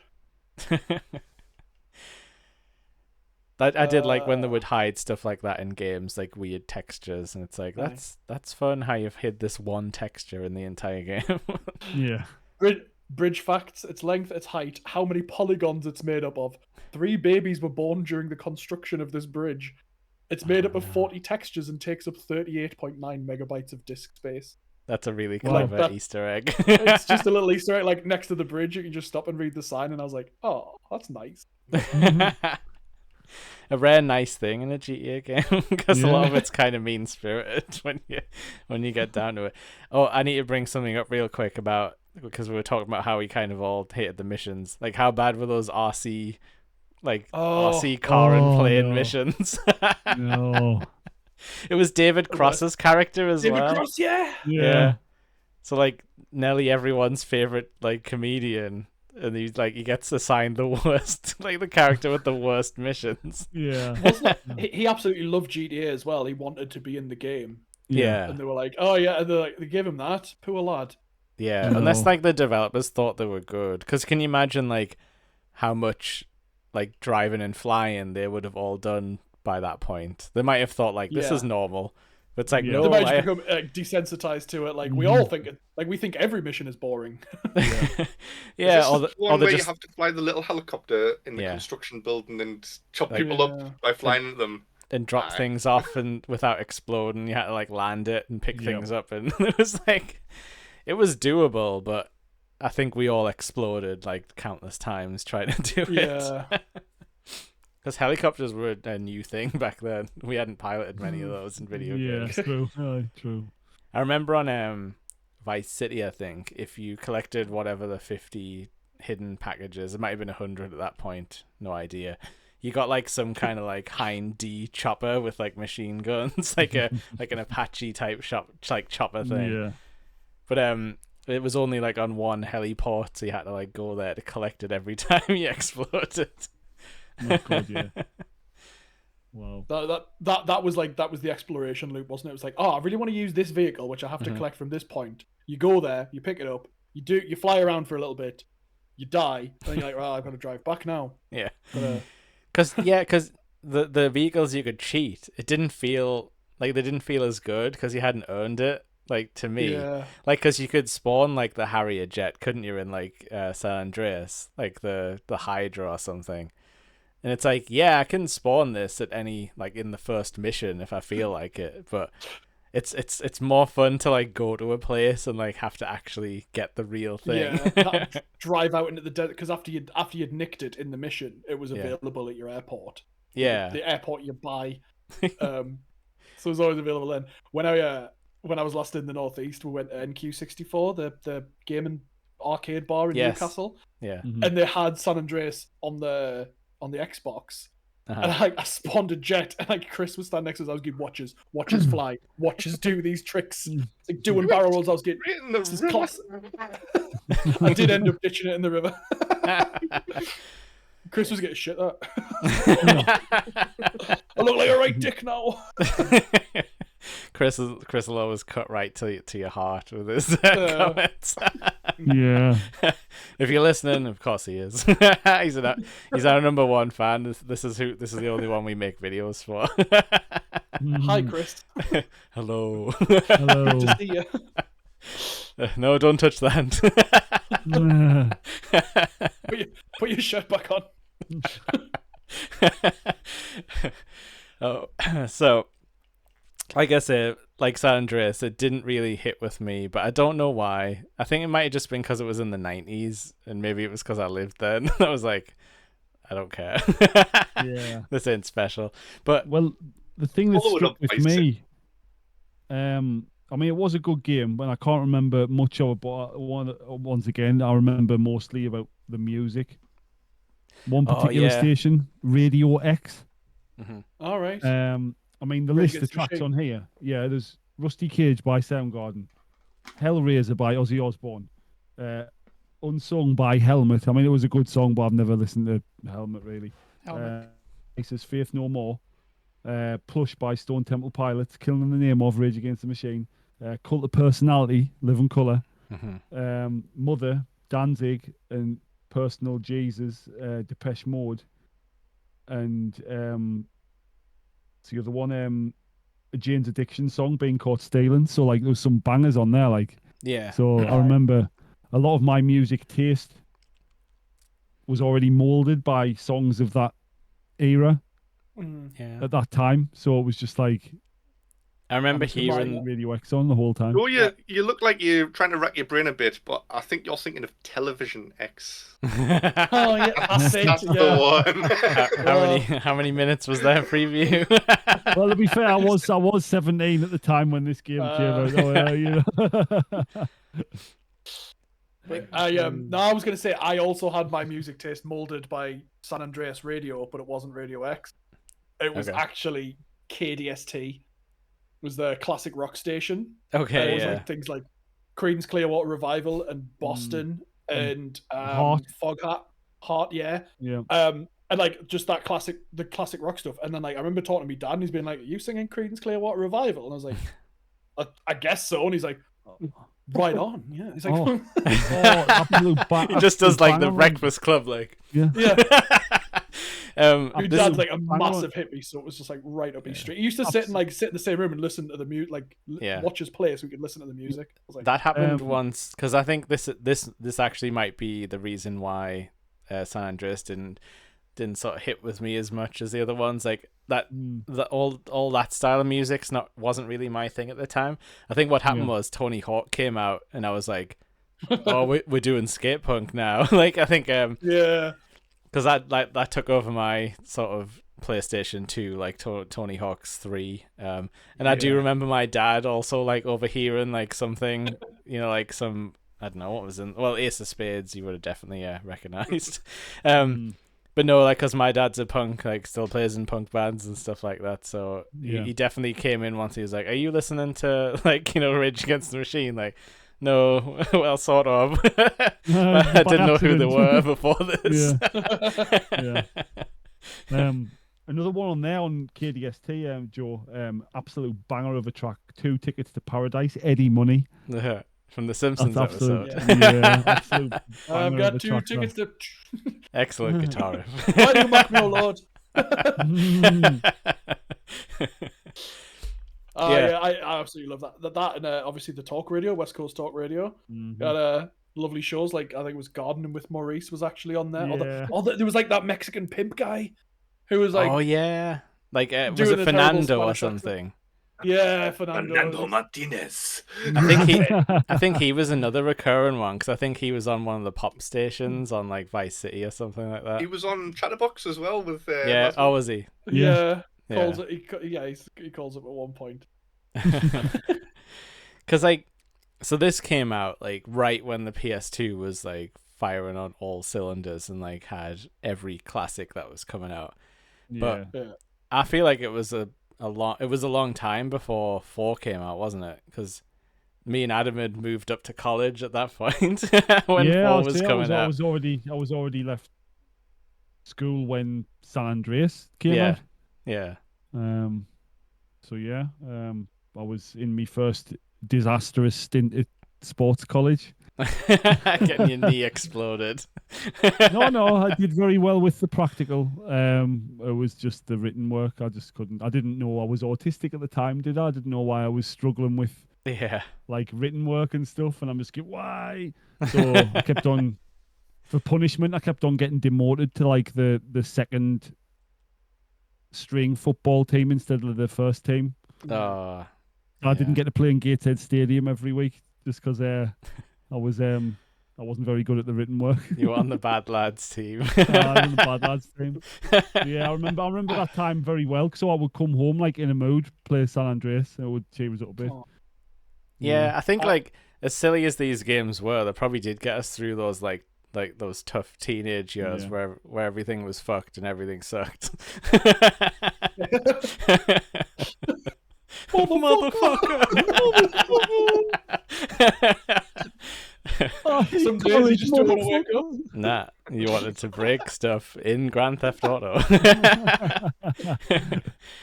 You know, like it legit was like a formative experience, I think, for a lot of us, because I could only afford maybe a handful of games a year, like at full Yeah. price for sure. I would definitely comb the bargain bins. That's why everyone's got a copy of Hogs of War in the UK because of bargain bins. But yeah, like this was like the one game you had for like a quarter of a year. I feel like, like at least. It was definitely like a benchmark moment when a GTA, when even now, like GTA 6 trailer dropped the other week, and like it's big news. Yeah. And I can't remember when it was. I think it was like every year there was always this rumor that like, oh, Rockstar's going to E3, which that's a thing of the past now. Yeah, but it was they like never did. Yeah. Someone replied to that and they were like, they don't need to. Rockstar don't need to go to E3. They could just like they could write GTA 6 on a napkin and tweet it, and it's gonna do the numbers because everyone's just gonna lose their fucking mind about a new GTA title. Yeah, and the will just drop the trailers out of nowhere almost, and nobody really knows what the game's gonna be like until it actually like comes out. Even with Red Dead, really, like even Red Dead 2, nobody knew what it was gonna be until you actually like it started going out to reviews, and everyone's like, "It's a cowboy simulator," and you're like, "What? Okay, it was cool though." It was very like sim like, so I wonder if that's where they're going with 6. But did you guys like 4 when it came out? Because I loved it. I absolutely loved it, but it had a bit of a weird reception, if I remember, like at the time. It was because I think the games had gotten gradually sillier. Like 3 was grimy and dark, and Vice City had the vibe, like Lee said. And then San Andreas was just like balls to the wall, like, oh, we've got vertical takeoff jets and jetpacks and there's the sex mini games hidden under the code. Yeah. And then GTA 4 comes out and it's like, you're an immigrant in the United States and everything's shit and there's people going to kill your brother, and you're like, oh, that's really serious, that. Yeah. And, you know, and if you don't get in a car and sit still for 5 seconds so your character does the seatbelt animation, you'll go flying through the window. Yeah. Yeah, I'll put the helmet on when you get on a bike, yeah. I don't know. I didn't like Nico. Was it Nico Bellic? Nico Bellic, yeah. I was trying to think of it earlier on today, and I just kept thinking of Nico Robin. But yeah, after all of the main characters, like these iconic people like Claude, Tommy, and what's he got, like Marcus or something? I can't remember what the San Andreas guy's called. Marcus. CJ? No, yes. Oh, CJ. Yeah. Motherfucker! I told you. This is a lot coming from me, but I didn't want to play as some like homeless looking guy. With his like brown coat. Yeah. No, honestly, like Lee's saying this was what the GameFAQs forum chatter was at the time, because I was very much in the forums when this game was coming out. One ridiculous thing as well that I just need to say now before I forget it.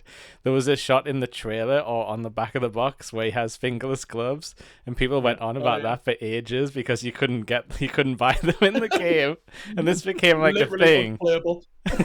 Yeah, it was like that thing when Spider-Man was coming out and the puddles look like shit.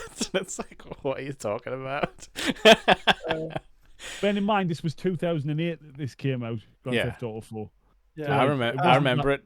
I vividly remember this. Like obviously, me and Adam have luckily got loads of gaming memories tied together because of our dossing about college days when we used to just mostly spend time over my house, like playing things like Xbox and or like old N64 shit. Well, what we would do is on a Tuesday, right? Yeah, I would go over to Jake's house with no intention of this happening. Would get some cans and stuff. Would drink that many cans that I literally couldn't get home, so I would sleep at Jake's. Yeah. And then would go to college on the Wednesday with fucking stinking hangovers. Yeah, try not to be sick on the bus. Games. Yeah, would been play. Oh, I remember that. I vaguely remember one of those Wednesdays where like we're sitting on like, do you know where the bits where the push chairs and that go on like 35 bus, and we're like halfway there, and I was like, oh, you don't want to sit on a sideways seat. I'm exactly. I was like, I'm way too fucking warm. I'm way too fucking warm. We had to get off, didn't we? Kissing was sweating. I had me fucking guitar amp with us and me guitar, and I was just like trying to carry this heavy fucking combo amp, and I'm just like pissing with sweat, and I'm like, I'm gonna fucking spew. Like, well, I didn't, luckily. I think we But, might. Did we not have to get off for a stop and wait for the next bus? Yeah, we did. We had to like do it in 2 trips because this was like Sunderland to like Shiny Row, so it was about 45 minutes. Like it was like Grangetown to Shiny Row, so it took a while. But yeah, that was very much the GTA days as well, where it was like get drunk and like, you know, drink drive in GTA safely. Yeah, this was because GTA 4 was the first Xbox Live, like it was online. Yes. Yeah. Like you could go into free mode with other people. Yeah, you could. I mean, I think we usually only had one other friend who would be up for doing that, so it was very much just like it became a 2-player game to me, I think. Remember there was that zombie virus that went around in the achievements as well. Do you not know? So there was a viral achievement in the game where if you like it started, it had to be you had to kill a Rockstar developer who had this virus cheat. And then if as more and more it spread, and like anyone you killed at a certain point would get you this achievement, and you got like a zombie outfit. Like that was when people were trying shit with achievements. Yeah, there's one I've never gotten on Gary's mod, which is play with the original, the developer Gary Newman, and I'm like, how would you do that? Exactly, he's not going to play. He's not going to play pub servers, is he? You want to see the house I built? No. I've got so many hours on Gary's mod as well. It's like I love this game. I don't know, maybe I was like at that point where I was like, I want a slowed down sort of game to like dig into. Yeah. But I distinctly remember like going out, I think, to pick this up from Asda in the morning before college, and somehow I think I'd talked Adam into getting the bus round early so we could play like GTA for like 1 hour or something before we had to go out, because it was like totally brand new, and nobody knew what it was going to be like. And I just remember us being like seeing the physics and how when you ran people over it looked way more realistic, and they would like flop around on the bonnet and stuff. The physics in the game, so like they'd clearly gone for realism. I think that was like the aim. They were like, right, we've done silly, we really want to make like a not a serious game, because it was still daft, but it was we want to make it realistic, we want to really use the physics on the 360. Did it come out on the PS3 as well? It must have done. I didn't play it though. Like I didn't play a PS3 till a little while later, but it was 360 for me. I've still got it they were somewhere. Definitely like, they were like, we want physics, we want to use the physics end. And it was just kind of over the top. Like you'd take a corner too fast, and your car would just be like rolling for hours. But it looked cool. I guess that's what it would do. But, I would like to go around the corner. I don't know if this was GTA or if I'm thinking of a completely different game, but was there a like driving skill level where the more you drove in the game, the better your handling would get? I think that might have been Saints Row. Right. I think it's been in the game, San Andreas. That's when they started adding in the skill. Sorry, but but they took them out, I think, by 4. It was a bit stripped down, wasn't it? Like mechanics wise. I hated it. Like the first time you get in a car and you go around a corner too fast and you go wide and crash into a building over there. It's not fair, really, is it? Because it's like it's not a real car. It's not a real man in the car. So why does he have to learn how to drive it? But yeah, people did complain about the driving physics in 4 because it was a lot more like clunky and had a lot more like weight behind the vehicles and stuff like that.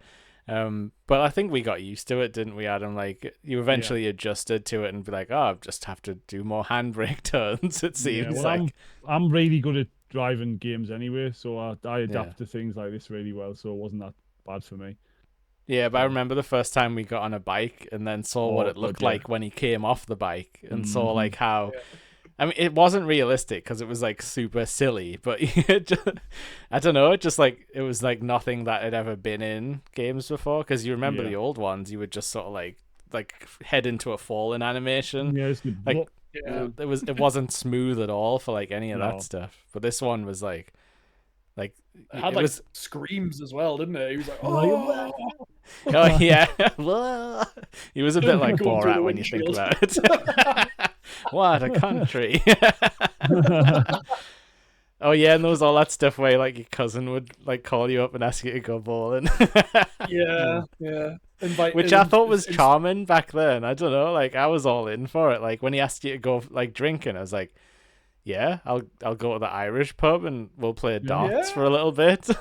Yeah. And you'll get like a mini conversation or like you'll get a phone call afterwards, and it wasn't like story stuff. It was just, I don't know. It was more sim stuff, wasn't it? It just added a bit more like a bit more depth to the world, didn't it? It was Yeah. like that you could. I loved as well the game introducing those kind of like random encounters where you'd like meet people, you'd find people on the street and just like interact with them a little bit, and like some recurring. Guy, like, I need you to follow this car. My wife's cheating on us, and you're like, all right, I need bother me, I. Yeah, because the I think they took out the taxi drive. No, like they had the taxi driving stuff because your brother owned a taxi company. But I think they took out the police missions because he used to be able to just get in a police car and press the analog sticks, and he would be like, "I'm doing missions for the police now." But yeah, I keep asking questions about, is that from this game? Is this from this game? Did one of them have insurance fraud in, or is that Saints Row?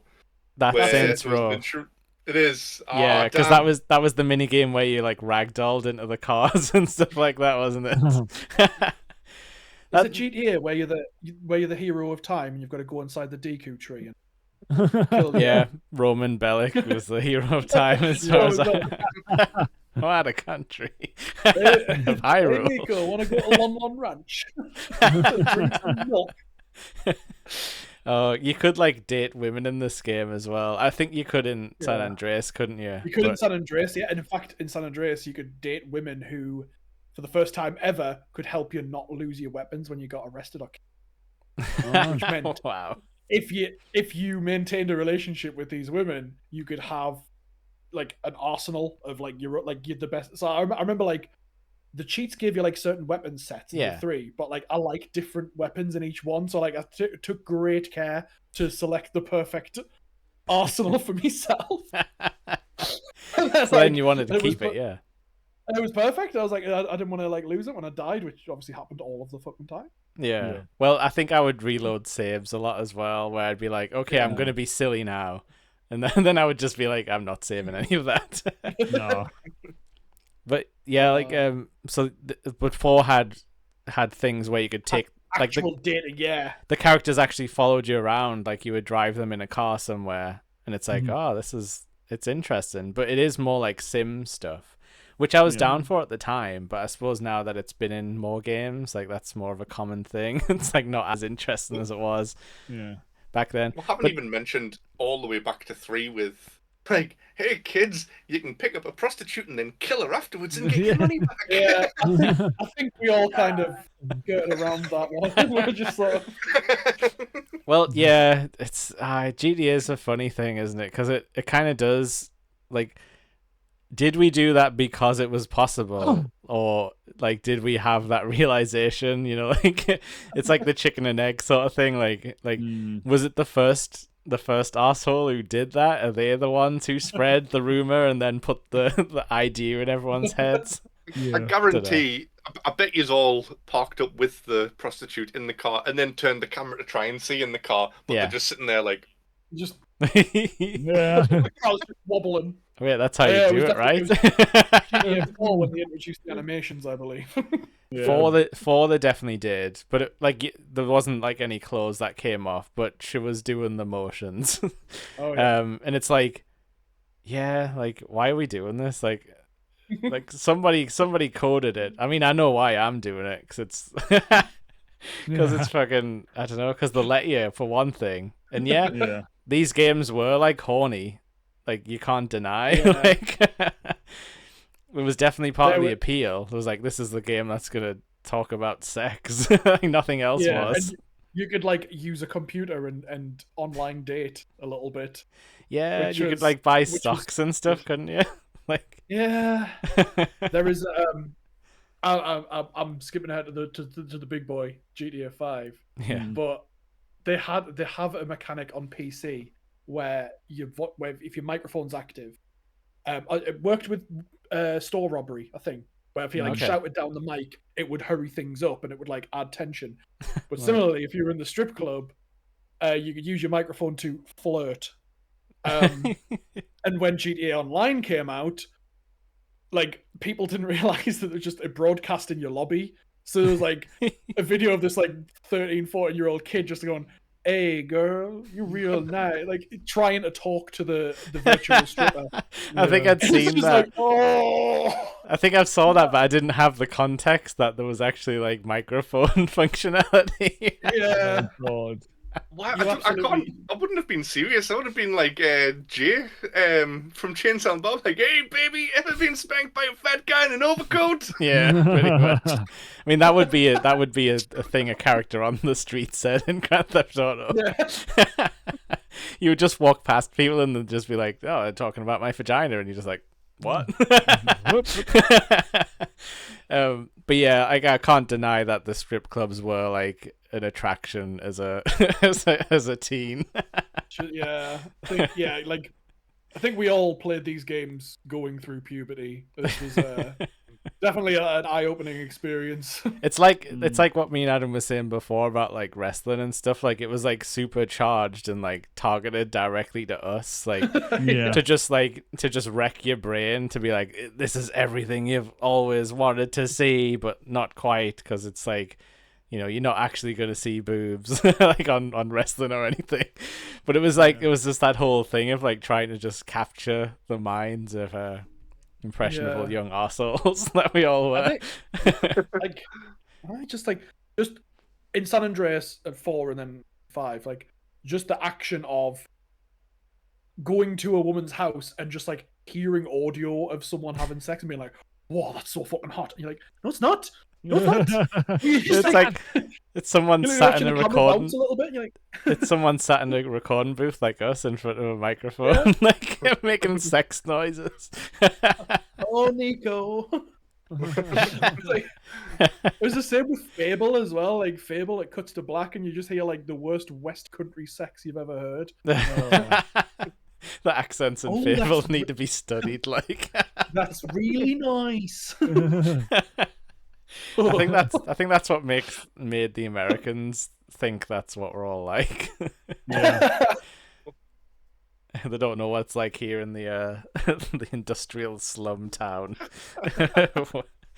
That Stephen Fry ran for some reason in Fable. Those games are weird.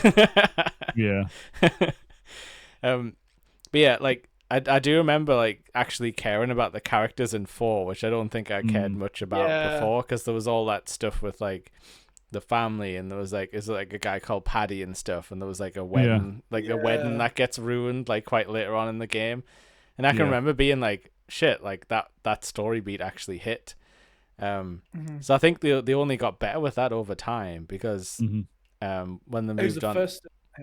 Sorry, I was just gonna say, when they moved on to like Red Dead, like the end of that story, like Red Dead Redemption, is a fucking heartbreaker. Oh yeah. And it's like I feel like they've just been practicing this whole time while we've been getting older. They've just been like, right, we're doing this. We're like grinding away, and like, yeah, they've sort of hit it now, because you were saying before, like the giant, like that is 5, like they actually did it. They created like the sort of the now pinnacle of like video games, really, in definitely in money terms, if you want to talk like numbers. They've hit like, it's almost like a life sim at this point. Yeah. I mean, obviously not really, but like it's sort of bordering on Second Life, where you can just, you have a house, you have your own cars, you've got to do job, you've got to go to work and like make money, and it's crime, but it's still a grind. Yeah.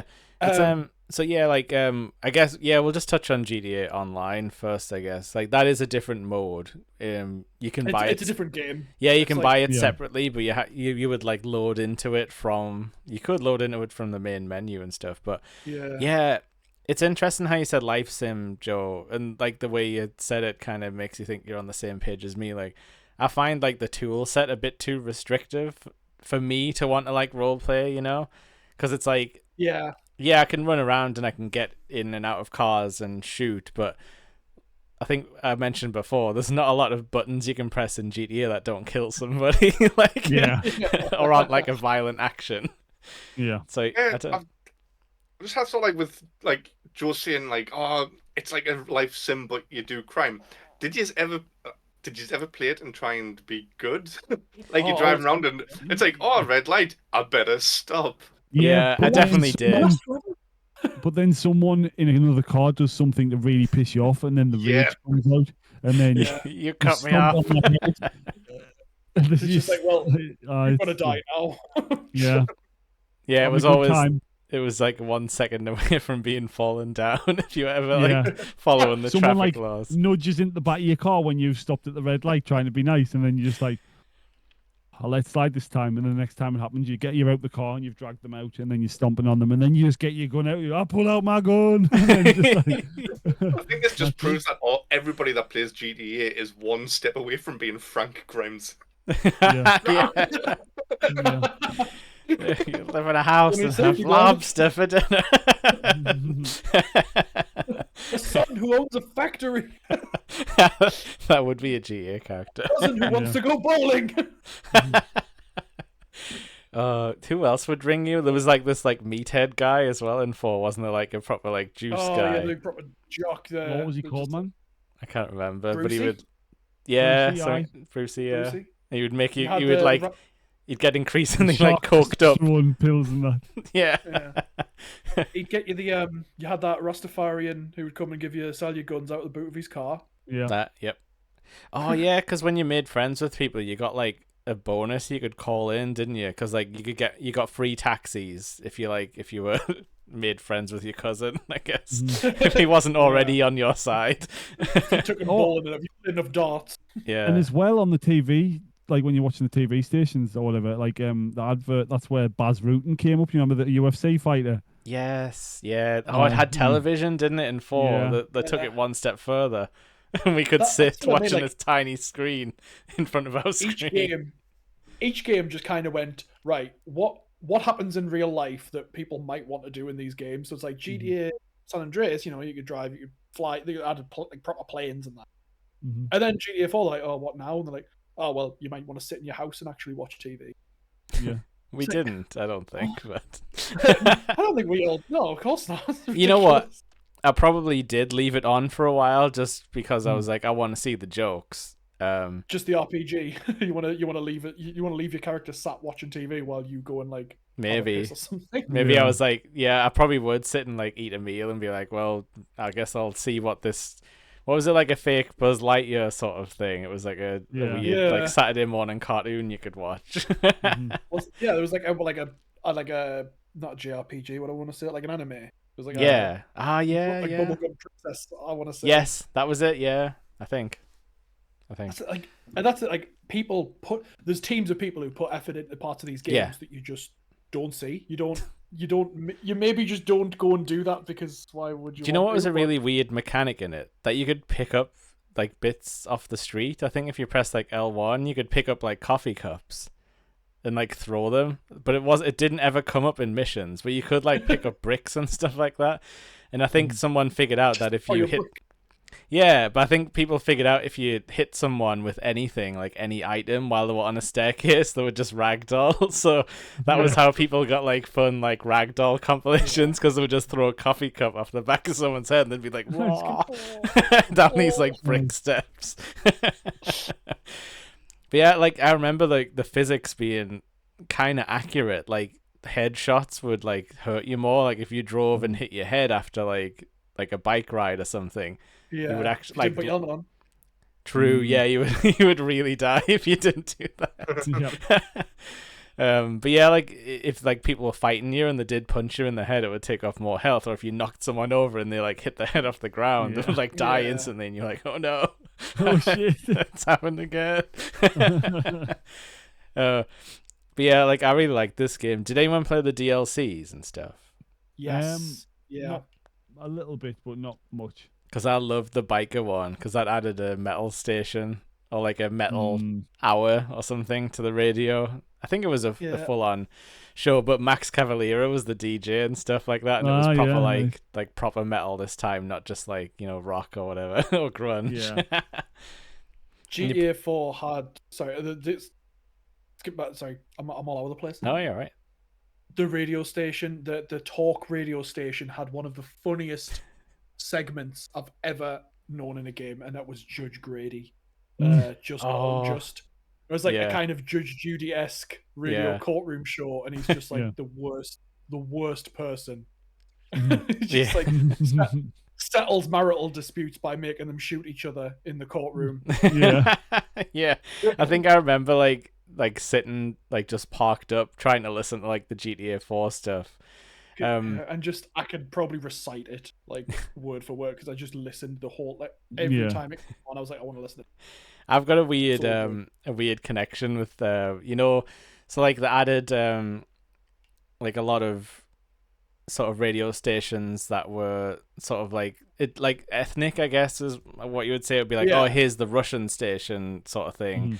Or were they like, I don't know, it was called like Vladivostok or something. Is that like, Yeah. is that where Roman was from? Like, was he Russian, or am I like getting the wrong country? I think it was here? just an unnamed Balkan state Okay. of some kind. But Yeah. Never so said. they had one of the people who had a song on there, and she won the Eurovision like a few years before, I think, and she actually came to perform in our school in Sunderland.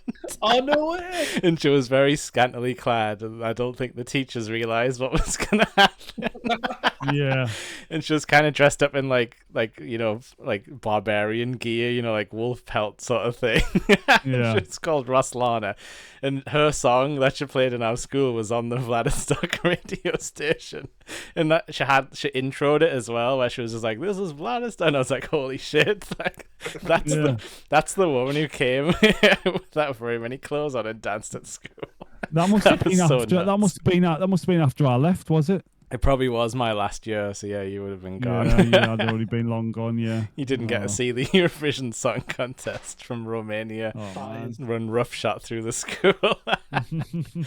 I'm looking at the playlist for that radio station, and I couldn't tell you. No, but like I quite liked it because it gave the areas a bit more of like a vibe where you're like, okay, like the cars over here are all playing this station. And like I think I would leave it on because I'm like, okay, this makes sense for like the mission I'm doing and stuff like that. Yeah.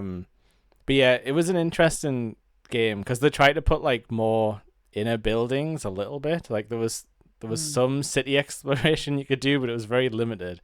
I remember one like we found there was like a like the elevator people would use to like clean the windows on skyscrapers.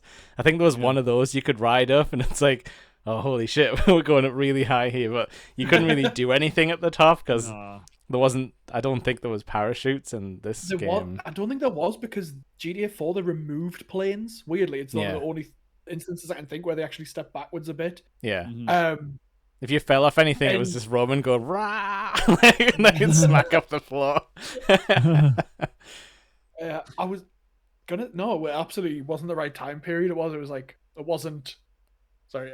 I'm gonna say 9/11, but it wasn't after 9/11, was it, that they chose to remove planes from the gate? Because that would have been 2001. Which would have been I don't think it was like a reaction. I think it was probably more just like we can't develop like planes. But I think like I'm pretty sure you could get helicopters, but I think they were quite hard to get.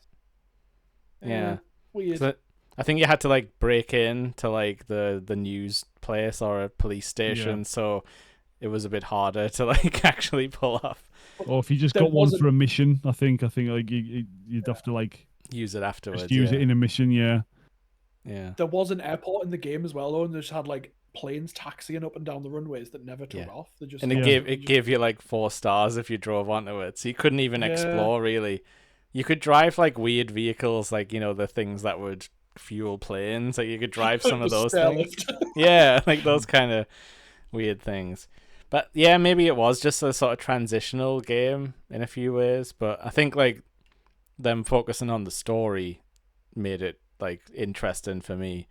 And then there was like there was like a biker DLC, which I quite enjoyed.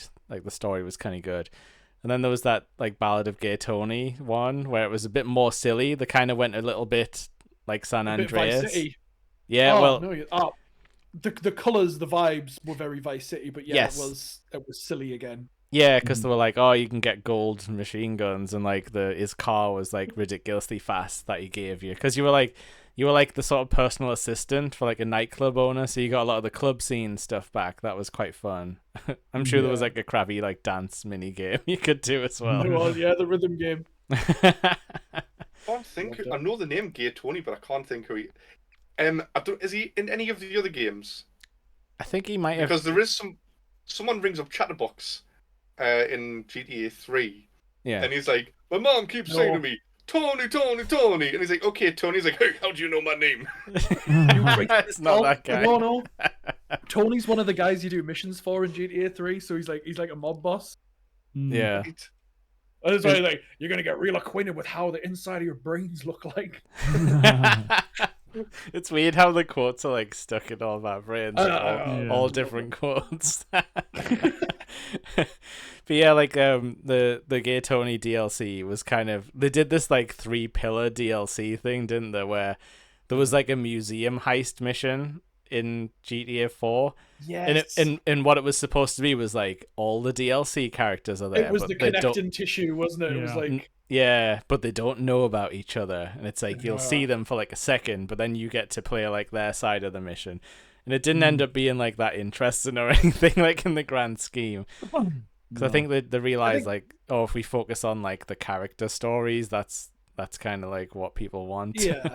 And I think that was kind of the angle they went for with GTA when they said like GTA 4 was really good at like you said, making you really care, and that final mission I think was like a toss up between do you save your cousin or do you save your girlfriend who's the sister of the Irish guys, the Irish family. Yeah. And it was like, but it was kind of, there was a no-win scenario there, because if you let Roman die, she doesn't want to talk to you anymore, so you don't get to keep your friend. Yeah. If you save Roman instead, then you've got no GF. You know, you're maidenless. You're I don't like that. To be honest, you saying that kind of just jogged my memory, but I don't think I would have remembered the GTA 4 ending off the top of my head if anyone had like asked. But I do remember the biker one, and I'm pretty sure I remember most of like Gay Tony, because it was like a weird. The biker one was like you had to like you went to prison for someone, like you took the fall, and then you were coming back out and realizing they'd took over like the bike club, and then you had to like, Then you did a big like prison murder mission at the end, because I think they went back in prison, so you break in to kill them. Yeah. So that was pretty cool. But yeah, like 5, that's what they did in 5. They had 3 personal stories that all interconnected. Like you couldn't like pry them apart at all. They did it. They managed to do it a lot better, and they managed to make it cohesive as well, which I think is impressive. Yeah. To like, I mean, obviously, like you've already got a connection between 2 of the characters in there, but like introducing a third who are kind of acts like you as the outsider, going, oh, who are these people? And then once you kind of understand who they are and what their motivations are, then you can become them, and you are this weird tweaker guy who you're not really sure if he's gonna like disembowel you or kiss you. Yeah. But like also the weird thing about Trevor is that he's a real man that exists, because they like scanned his face in. Yeah. He just shows up sometimes in TV shows, and you're like, holy crap. He's in Breaking Bad or Better Call Saul, I think. Yeah. But yeah, like Stephen Ogg, I think it's a Stephen Ogg, second name. But how did you think that worked with the whole like switching characters and things? Because I remember like it being funny, but I don't know how much like it added to the game. I liked it. I mean, it was a bit silly to give them powers. Like Franklin could slow down time while he was driving, and then like you're playing as Michael, and you're like you can't do it anymore. I've lost my special power. That fell a bit flat for us, but I did actually like that. I think what I enjoyed most was swapping to a character. Yeah. Once you were bored of something, like you've been driving around Los Santos forever, and you're like, if I switch to Trevor, actually, he's going to be somewhere else, and I can just be in a different part of the map, and then there'd be something happening when you switch. Trevor's like the characters go on and live while you're not. Yeah, like when I'm thinking about it now, Trevor's very much like an Always Sunny in Philadelphia style person. Where you would switch to him and he would just be like having an argument in a back alley with somebody, and you'd be like, what's going on? Or it'd be like having a piss or like spewing or something. Can you remember like any really like interesting things that happened when you switched over? Usually to Trevor, but because the one that sticks in my memory is I had the one where you wake up like halfway up the mountain in a pink dress. And it's like Oh, I guess I've got to. Well, I could find a way to get down. Like, I think I ended up finding like a bike. It's like a mountain bike at some point, and trying to like go down the mountain. Yeah. Or like you could switch. I think Chris did actually ask this on the letters to the Rumblecast. He did, or I think Sarah might have. One of Chris's. Yeah, I think Sarah might have asked one. Oh, of those. it was. It was Sarah who asked about this. Did anyone Did anyone have any like memorable ones? I think there was one where I switched to Trevor, and he's like in his pants, but like on the wrong side of the railings on a bridge, and he's like gonna jump, and then he's chickening out, and he's like cowering back over the railing. And I was like, oh fucking hell. Yeah, because if you didn't touch the controller, like sometimes like the scene would play out a little bit before you got control. It was an interesting way they did it. Yeah. But yeah, no. Anyone else got any good Trevor things can't to remember? Remember off the top of my head. No. I got the one where he's chasing someone on a moped. Like, yeah, and you just end up on the bike as well, so you just have to deal with someone's it. on a moped, you're just chasing him down on another moped. It's like two Vespers on the motorway. Yeah, I think there was like it was more often than not he'd be in some kind of like fight situation that you had to take over. Or just be like, no, I'm going to switch to Michael. He's going to be doing something normal, I'm sure. He's going to be in an argument with his bitch wife. He's gonna be, she's the worst. Yeah. But yeah, like, did Franklin was kind of like the audience surrogate character who was like fairly normal. And then you would meet these guys and be like, what the fuck? Like, these guys who had like a weird past. Yeah, it's him you play as when you choose the ending, because this also had a multifaceted choose your own ending kind of thing, and it was Franklin whose choice it was to decide. I mean, like, kind of a null choice to go, do you kill Trevor, do you kill Michael, or do you survive with all three characters who you want to play as? It's like, oh.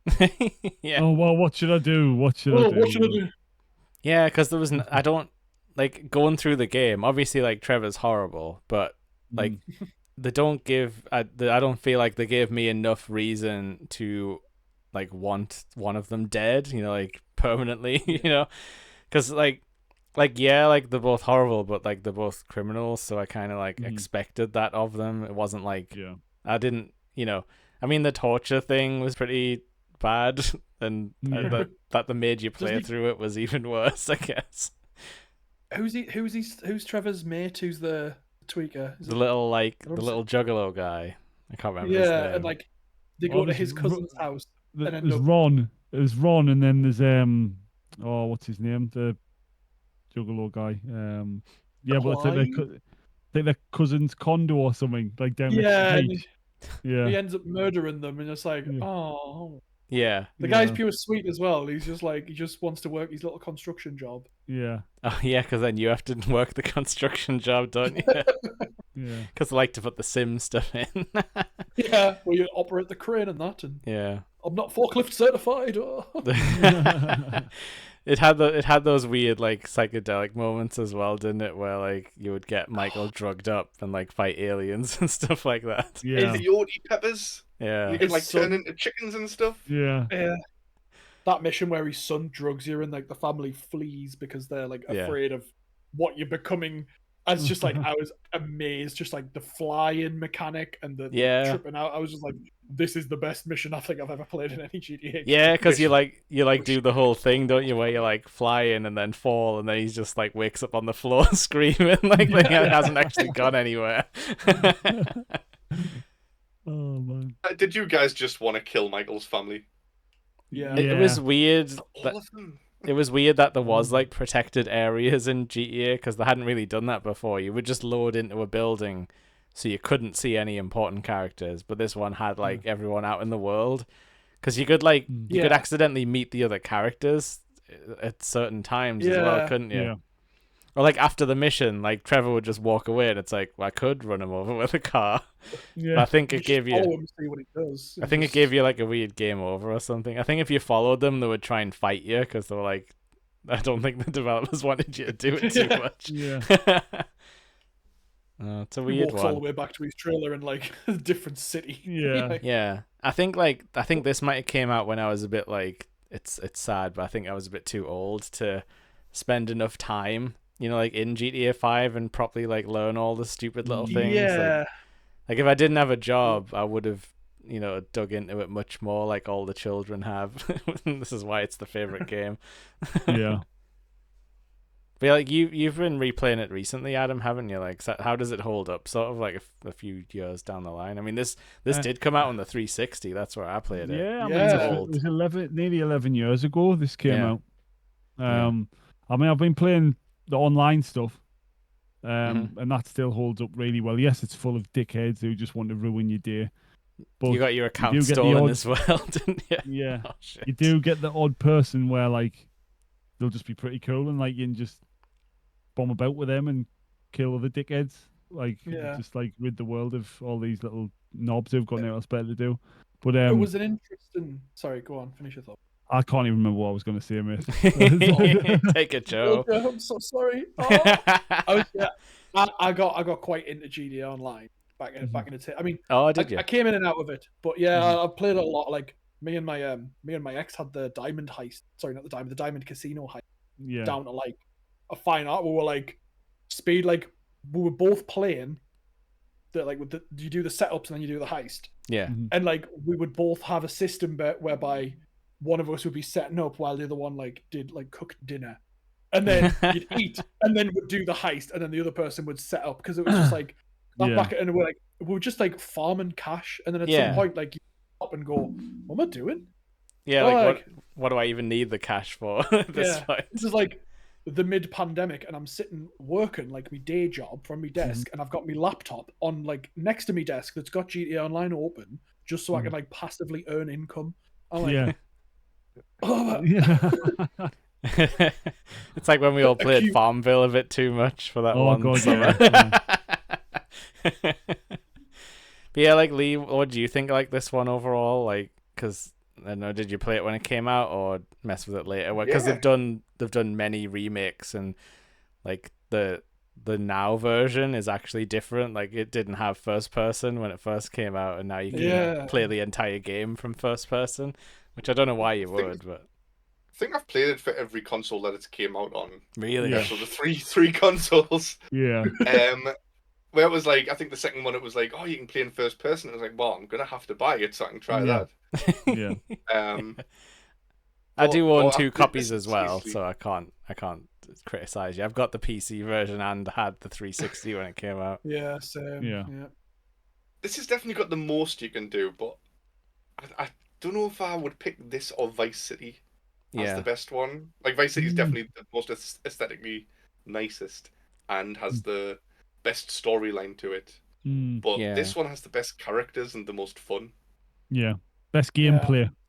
I think the most variety out of the gameplay. Like I still maintain that this game still has the same loop of go place, collect things, shoot people on the way. Like they still made you do that, but they're like, oh, here's a flying car to do it in. Here's a jetpack. Here's a you're gonna sneak onto an aircraft carrier and steal some jets. Like it was a little bit fun, and the multiplayer I think actually added a decent dimension to it. The free play stuff's garbage, and I hate that they force you to be in a lobby with random people to do a lot of the free play stuff. But the online heists, are so fun if you've got a good team. If you've got people you can work with. I think. Do you think? Sorry, go on. No, go for it. I'm gonna say, do you think I think GTA Online's been like this experiment for them, right? Like they started out, they released it, and they were like, it's kind of worked. They've released cumulative patches. It's going like that. Do you think GTA 6 is going to be like that? Like this? Do you think they're going to still include single player content as they go forward? I think they will, but I think you might earn resources more. Like I think they might do like a reason for some of the things you're unlocking to like go into like your made up character. Because I think they really like to do the movie parody stuff. And I know like there's been a lot of studio changes, but this game would have had to have started like 6 to 10 years ago, like surely like in development. Yeah. So, but yeah, you're right. Like Joe, I think like it's gonna like the online's gonna be a much bigger thing, for sure. But we are going back to like, is it like Miami, like Vice City sort of stuff? Is that where Yeah, we're going going? back to It Vice looks City, like yeah. it, yeah. Yeah. So that could be interesting. But like I say, I don't think they're gonna have much connective stuff because they don't really like to do that. They don't like to be too like No. self-referential. Yeah, I think I can't remember if it's GTA 1 or 2 that had the 3 cities in it. It had Liberty City, Vice City, and San Andreas. In And they one, I were think the- that's what Yeah, they're called. Yeah, one. yeah. like when you unlock the next map, and it was I think it was GTA 2 where you were just in anywhere city that was set 3 Yeah. weeks in the future.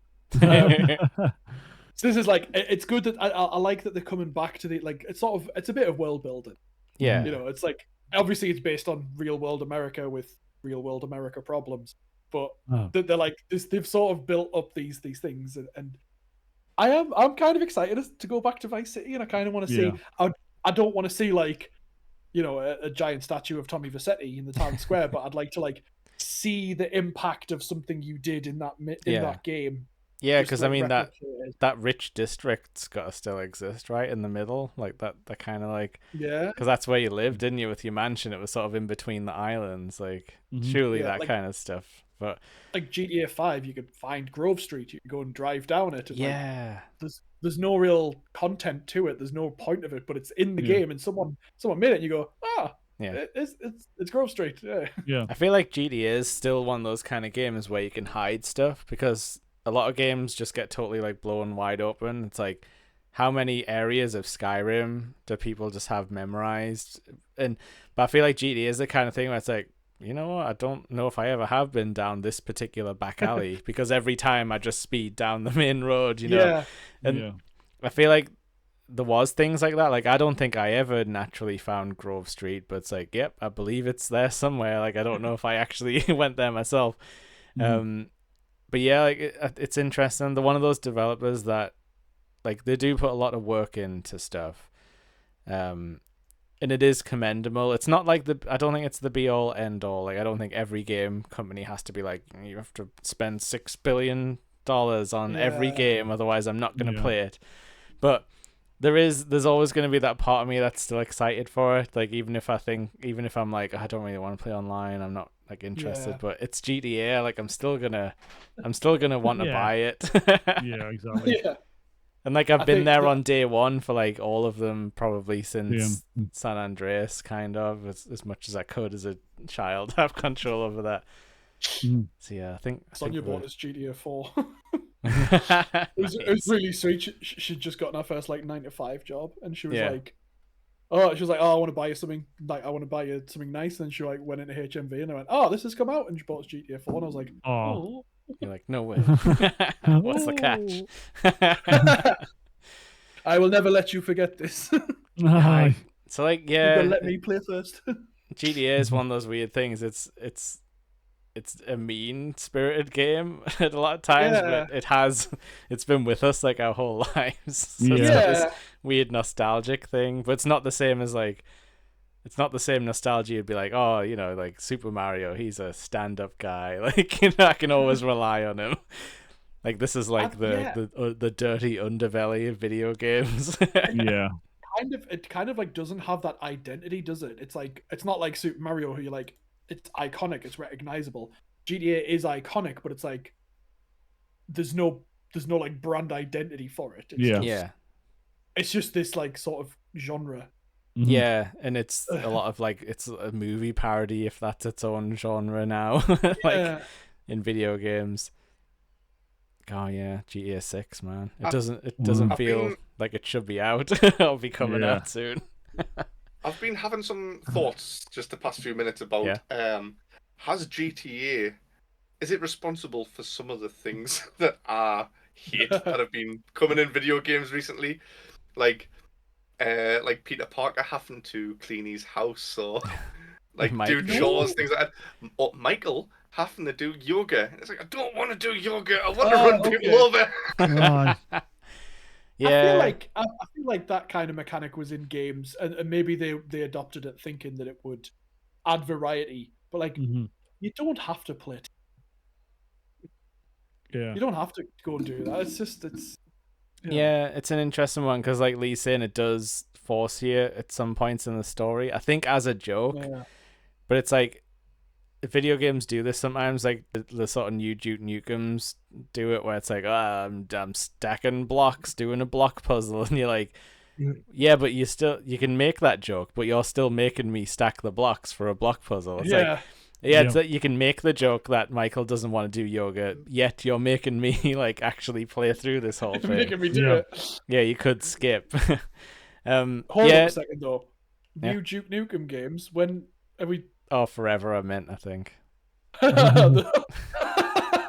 it's new, guys. The 360 is still new.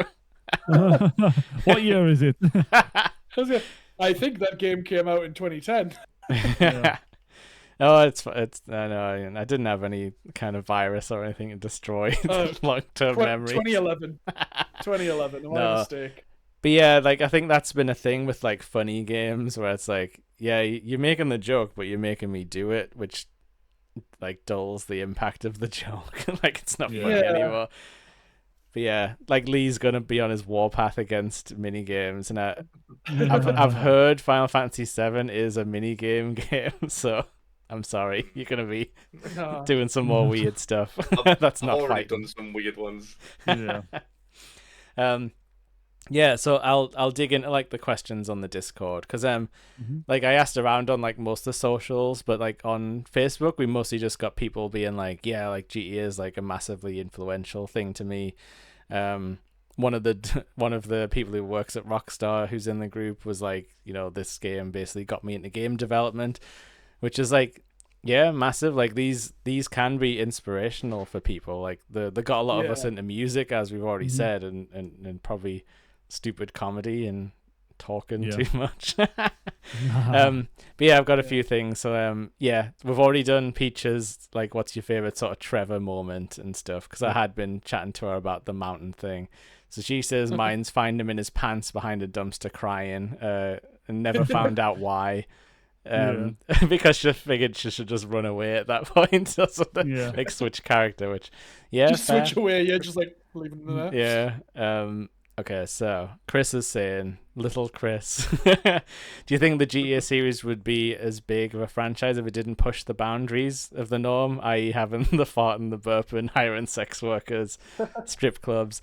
I think we have touched on this, and I don't think it would have had as much appeal if it didn't have that, like, oh, I need to buy this game, I can go in strip clubs, like that kind of like forbidden like knowledge type of thing. It's got that taboo as well, and that like the controversy whips itself up, doesn't it? Like it publicizes itself. Yeah. When you've got something controversial, you know, the Alice Cooper rhetoric. You've got this. It's so bad it should be banned, and then everyone's like, well, now I want to find out why. Yeah. Definitely. And then he's saying, can you remember any of the cheat codes, which I think we touched on. We did. I don't know. I need to just load up one of the games and just think. See if you can just like muscle memory goes by. Since I play everything on PC now, I know that the cheat code to spawn a Hydra on PC is to type jump jet on your keyboard. Oh, does that count? Yeah. I don't think so. It is a cheat code, legitimately. Yeah, but for PC only. Okay, and then Chris has added another one, which is a bit more of like an overall thing about kind of like games culture at the moment. So he's saying like, does this kind of feed into like, you know how there's loads of like TikTok saying like, oh, GTA 6 info and stuff. So he's like, what's your thoughts on like speculative journalism for like GTA 6 and stuff, and like that the price is going to be $120, which I hadn't really like heard much of before that. But how people are just sort of saying that as if it's already true, and it's like, nobody said that. Like, is GTA one of those games that is so clickbaity that it just attracts like the worst kind of people? It's one of those weird. Yeah, definitely. I mean, I don't think it's attracting the worst kind of people. What it is going to get clicks. If you, controversial statement plus GTA 6 equals revenue. Do you want to do one, Joe? We can put it on TikTok. Yeah. Oh, I heard in theory. GTA 6. In GTA 6, you know, on Red Dead Redemption 2, where you can pet the dog. I think in GTA 6, they've added a mechanic where you can punch the dog. Did I say punch the dog twice? I went pet the dog. Oh, fuck. No, you said pet the dog first time. All right, I meant punch the dog second time. GTA 6, you can punch dogs. Yeah, I heard that too. Legit. I heard you can eat the dog. You can eat the dog. That costs $50 Yeah. every time you want to do it. You can GTA upload, Online dog eating create card. avatars of people you hate. And you Them. get an achievement that's called a dog should be raw and living. Yeah, nice Will Forte reference. Yeah. That is interesting about demon. the jokes in Grand Theft Auto. Are the jokes going to be like 6 years old because they've been developing the game so long? Like I how don't know. how they're going to keep up with like America becoming Grand Theft Auto in real life? Like, Yeah, like, do you think we're gonna have like Trump jokes in there? Like, oh, the president's an idiot. it's kind of you over know. now, isn't it? Like, I mean, I guess the president's an idiot's kind of timeless, really. yeah. Yeah.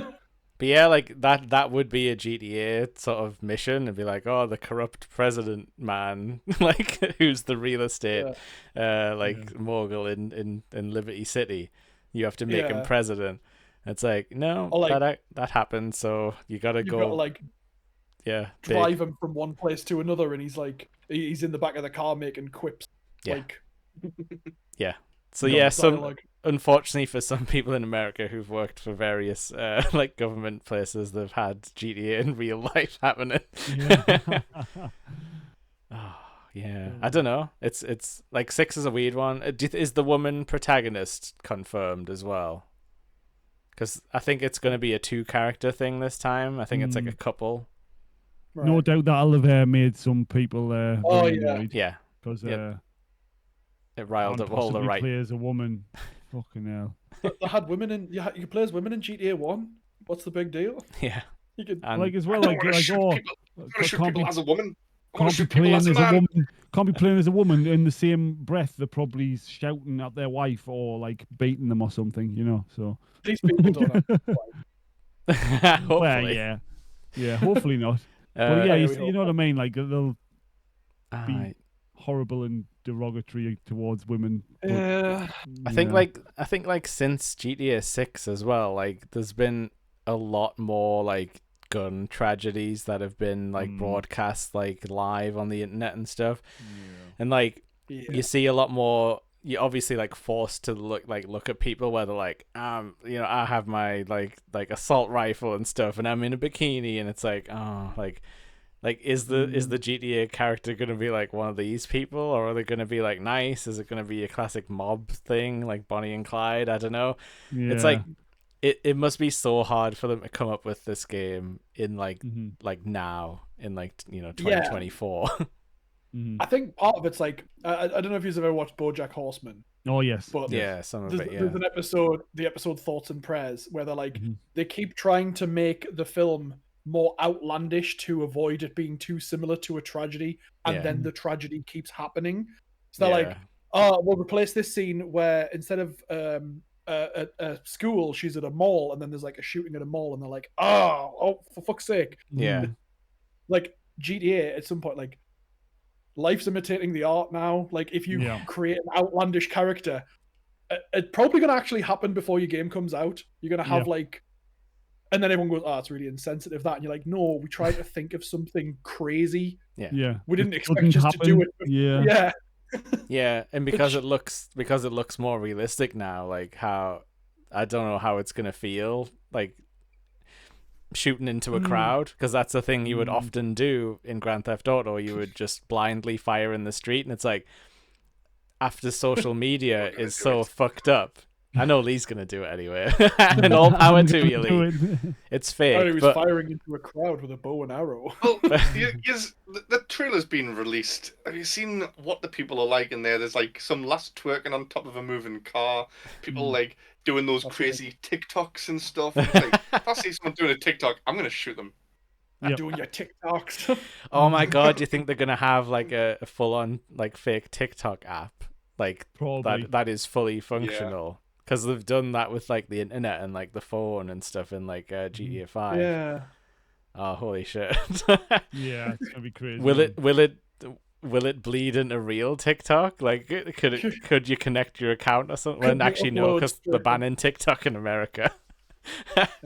Is GTA 6 going to create American TikTok though? God. Well, they're there not. Yeah. Was there a mechanic in 5 where you could upload straight to Instagram? Was that a real thing? I don't know. I think. I don't know. That's the kind of thing that I would believe it though, because they had, like we were saying, they had like you could manipulate the stock market by like doing missions and like buying and selling. Like they put way too much effort into that phone. Oh no. That's it. That again, it's just like teams of people who. This is why I think they make you do yoga, because like someone has sat and coded that and put it in a game, and then if you otherwise weren't forced to, you just wouldn't touch it. You wouldn't go and do that thing. Yeah. Lee don't And it's care. like- That put that stamp on the Lee- game. Oh, well, no, Lee you don't just care. put yoga in the fucking game. I'm just assuming that some developers been at the same company's been going, oh, I've made a game called Yoga Simulator, and it's like, yeah, that's not going to sell. Oh well, Imagine It's there working at Rockstar anyway. and working on Yoga Simulator. Like, get out.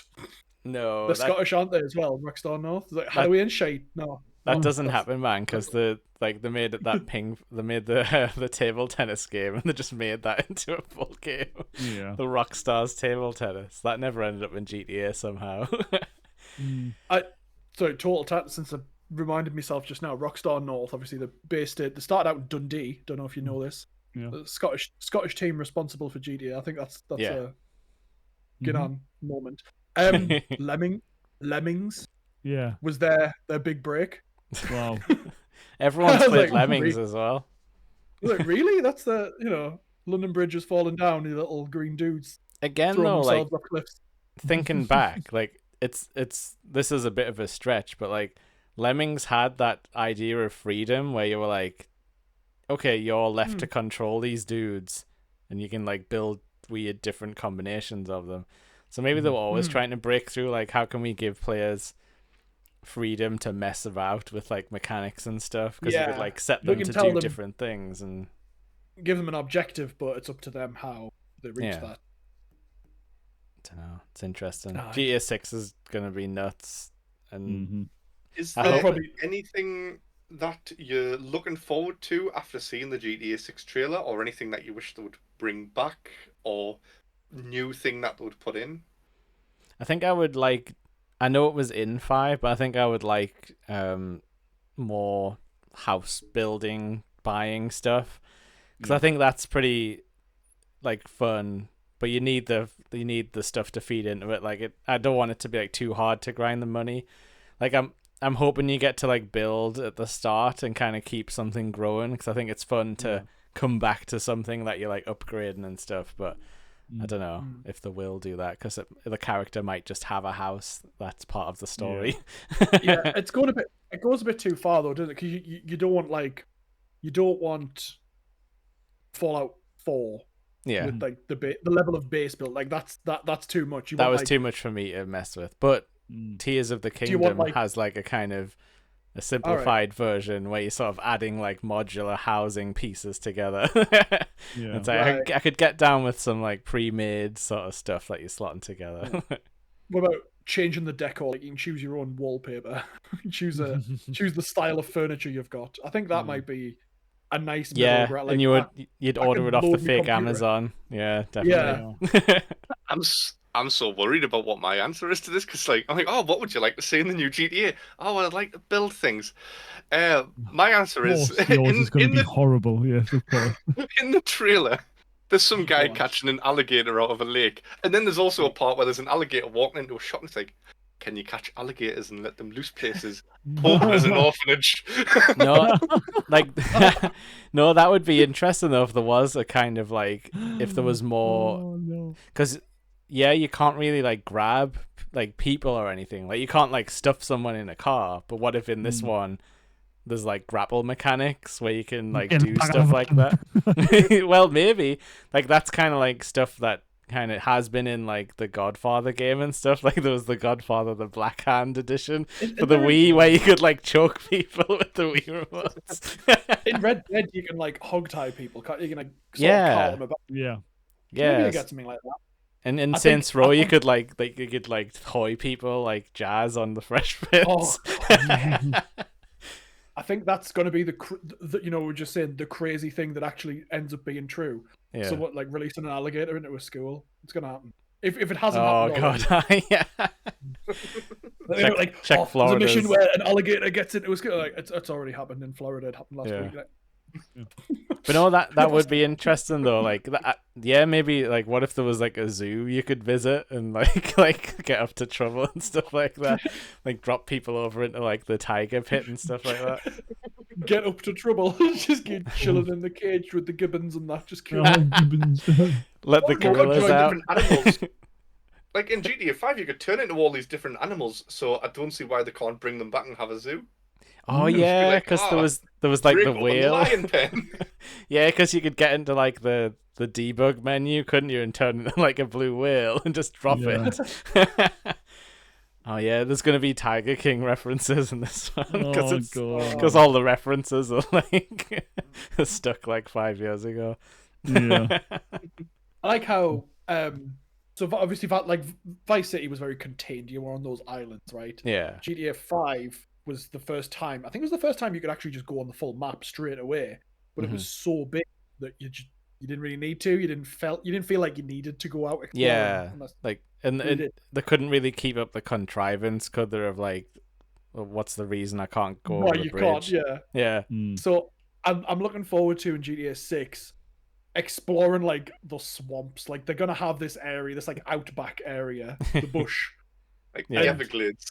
Yeah, I'm looking forward to that. I think, and just like meeting some people who live out there and are gonna be like wacky redneck hillbilly motherfuckers, just like, oh, come here, John boy, what you do? I mean, I clearly I've never been in Florida, but Paul's gonna buy this game and start up a moonshining business. You probably can. You could moonshine in Red Dead. It was one of the professions online.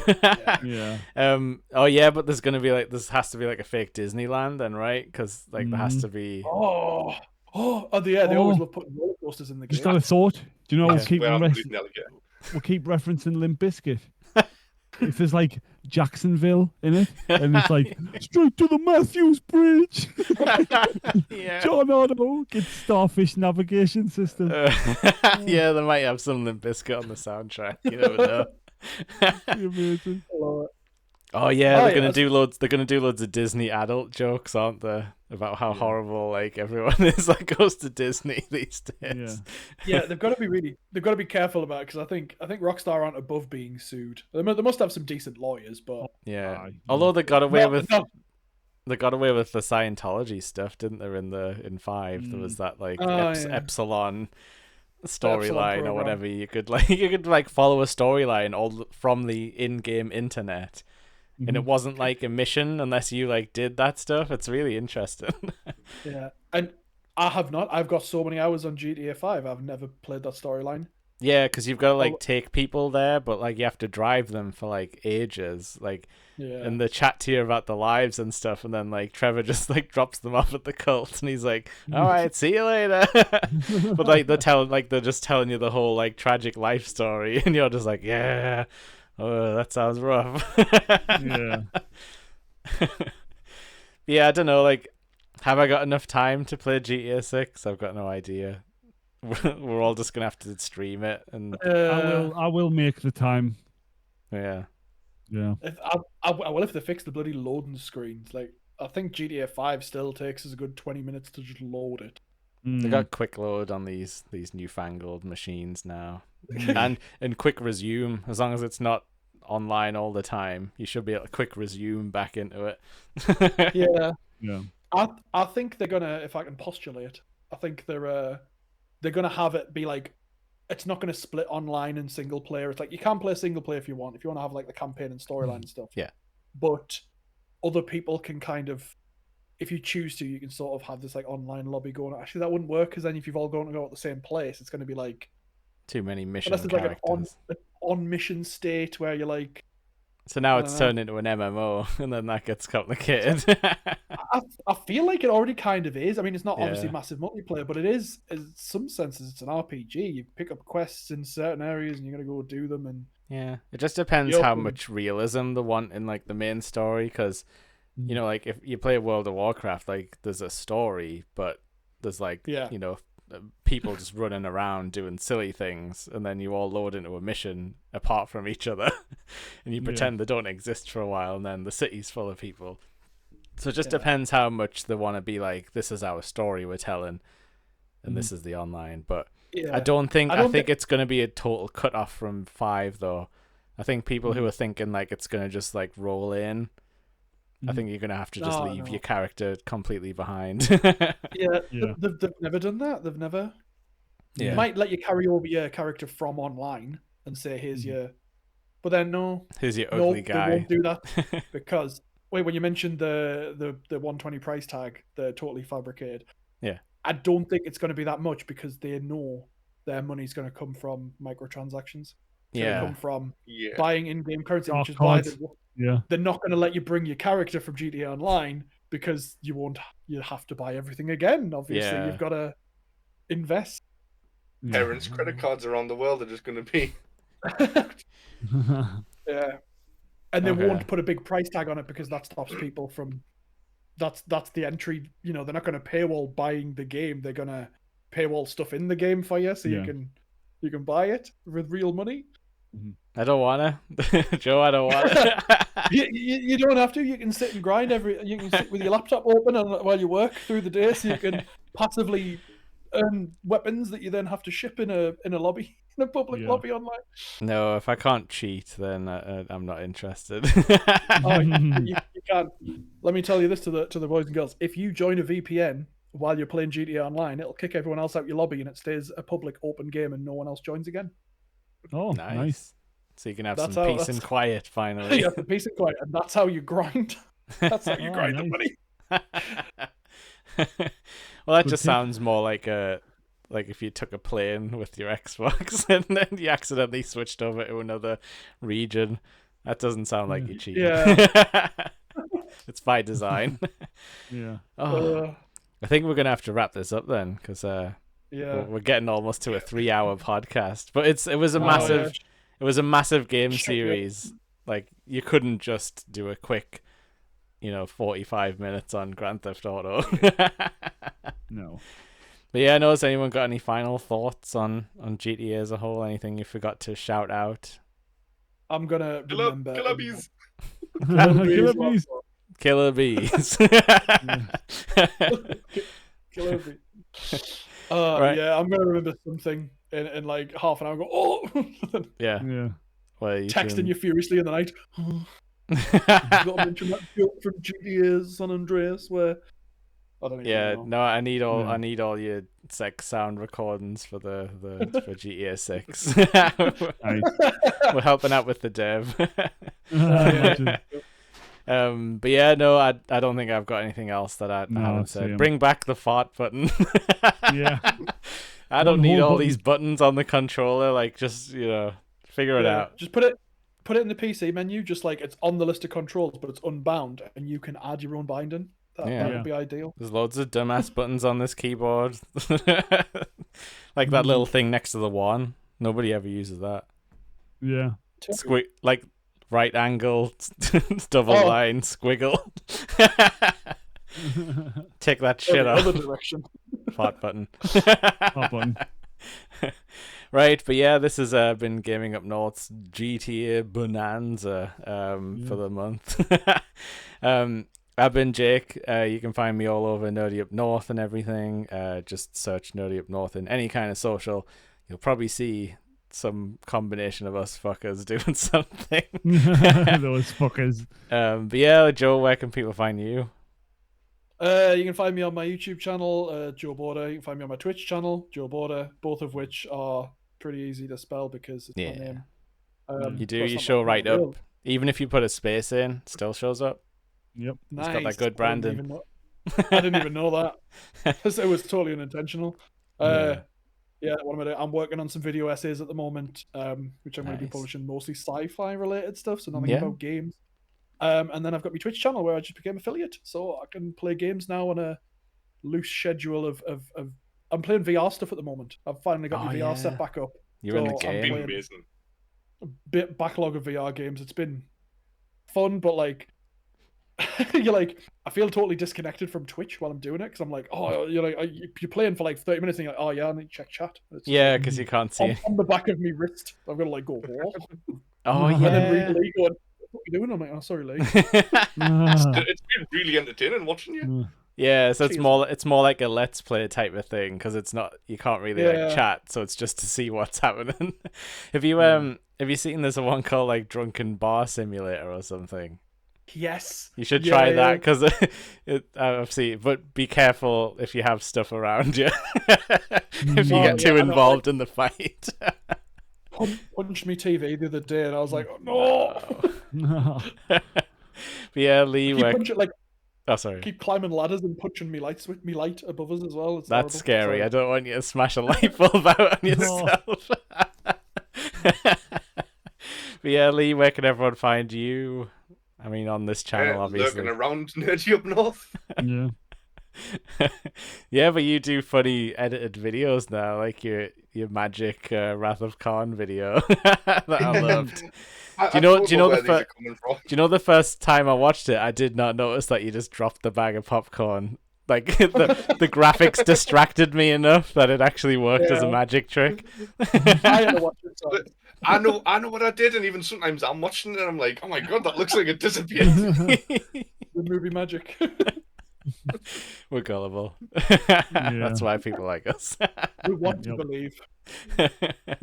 and yeah, but you do like stuff for our like gaming channel, like playing through Final Fantasy at the moment and messing about on podcasts. Thursday nights is pretty much my regular night usually. Oh, you competing with Critical Role? No, they're in America. It doesn't count. But yeah, Adam, where can everyone find you? They'll find us on Nerdy Up North, lurking about as well. Obviously on the Twitch channel with you. Maybe do some more guitar streams on the Twitch channel, which I like. Obviously, I've had a very busy couple of weeks for all the wrong reasons. And I'm on TikTok at Adam Ashbridge Music. I'm on Instagram at Adam Ashbridge Music, and Facebook under the same name as well, because I like to keep everything the same. And yeah, you'll probably see me kicking about on videos and podcast episodes as well. So yeah, I'm trying to force myself into the as part of the furniture now. Which Yeah, get yourself out there as well. I've building up confidence to do. Don't say you're part of the furniture, or Graham will try and sit on you. Was that the intention? Climb, sit, ride, anything. Get his hands on. Also, we're trying to make good on the long promise that we'll put like an album out that people can stream and stuff of all of like Adam's covers and stuff. And maybe on Bandcamp, so you can chuck him some money, toss a coin to the Axeman. But yeah, we are gonna make good on that. We're just working on the artwork. Yes. But the track list's done. I have a folder on the PC that says Gaming Up North album. It has tracks in it. There's been more tracks than I actually thought. Yeah, because you were doing a bunch for me before, like random stuff like the Elden Ring soundtrack. Yeah, and the Command and Conquer one as well. I just wanted that. I don't even want to play Red Alert. I just really like Hell March, and I was like, "Can you do me a cover of Hell March, please?" Can we just do that? So good, like. Ask Adam for covers for songs. Like, just go. Yeah. I mean, we pay him, but yeah, if you want to commission, Adam does that, or he will if you pay him, or if he likes you enough. I like him enough. It's fine. What do you want? No, I don't know. I was just like, I've never had a musician on commission. Yeah. I was listening to a good track today from like Joe will know, like the Zelda Skyward Sword like main overture. And I was thinking like that kicks ass. I'm gonna send that to Adam for when we do a Zelda one. What I said in the when you were streaming on when you guitar stream the other week, the F-Zero X soundtrack. Oh yes, I have been listening to that, and that's very doable. Like that's some face melting. Yeah. Bangers like. Mhm. It's your classic like Japanese metal band where it's like, where did that technique come from? I don't know, I just invented it. Right, but that's gonna do it from us on this extra long edition with where that happens when you get guests, because Yeah. Yeah. it's exponential. I just like talking. Mhm. Well, we Sorry. like talking to everyone, so that's a good thing. But yeah, we're gonna say bye now. This is pre-recorded. It's probably gonna go up on Wednesday, the 13th or something. Maybe. Yeah. Who knows? But we love you. Yeah. We'll see you all on the next one. Goodbye. Bye.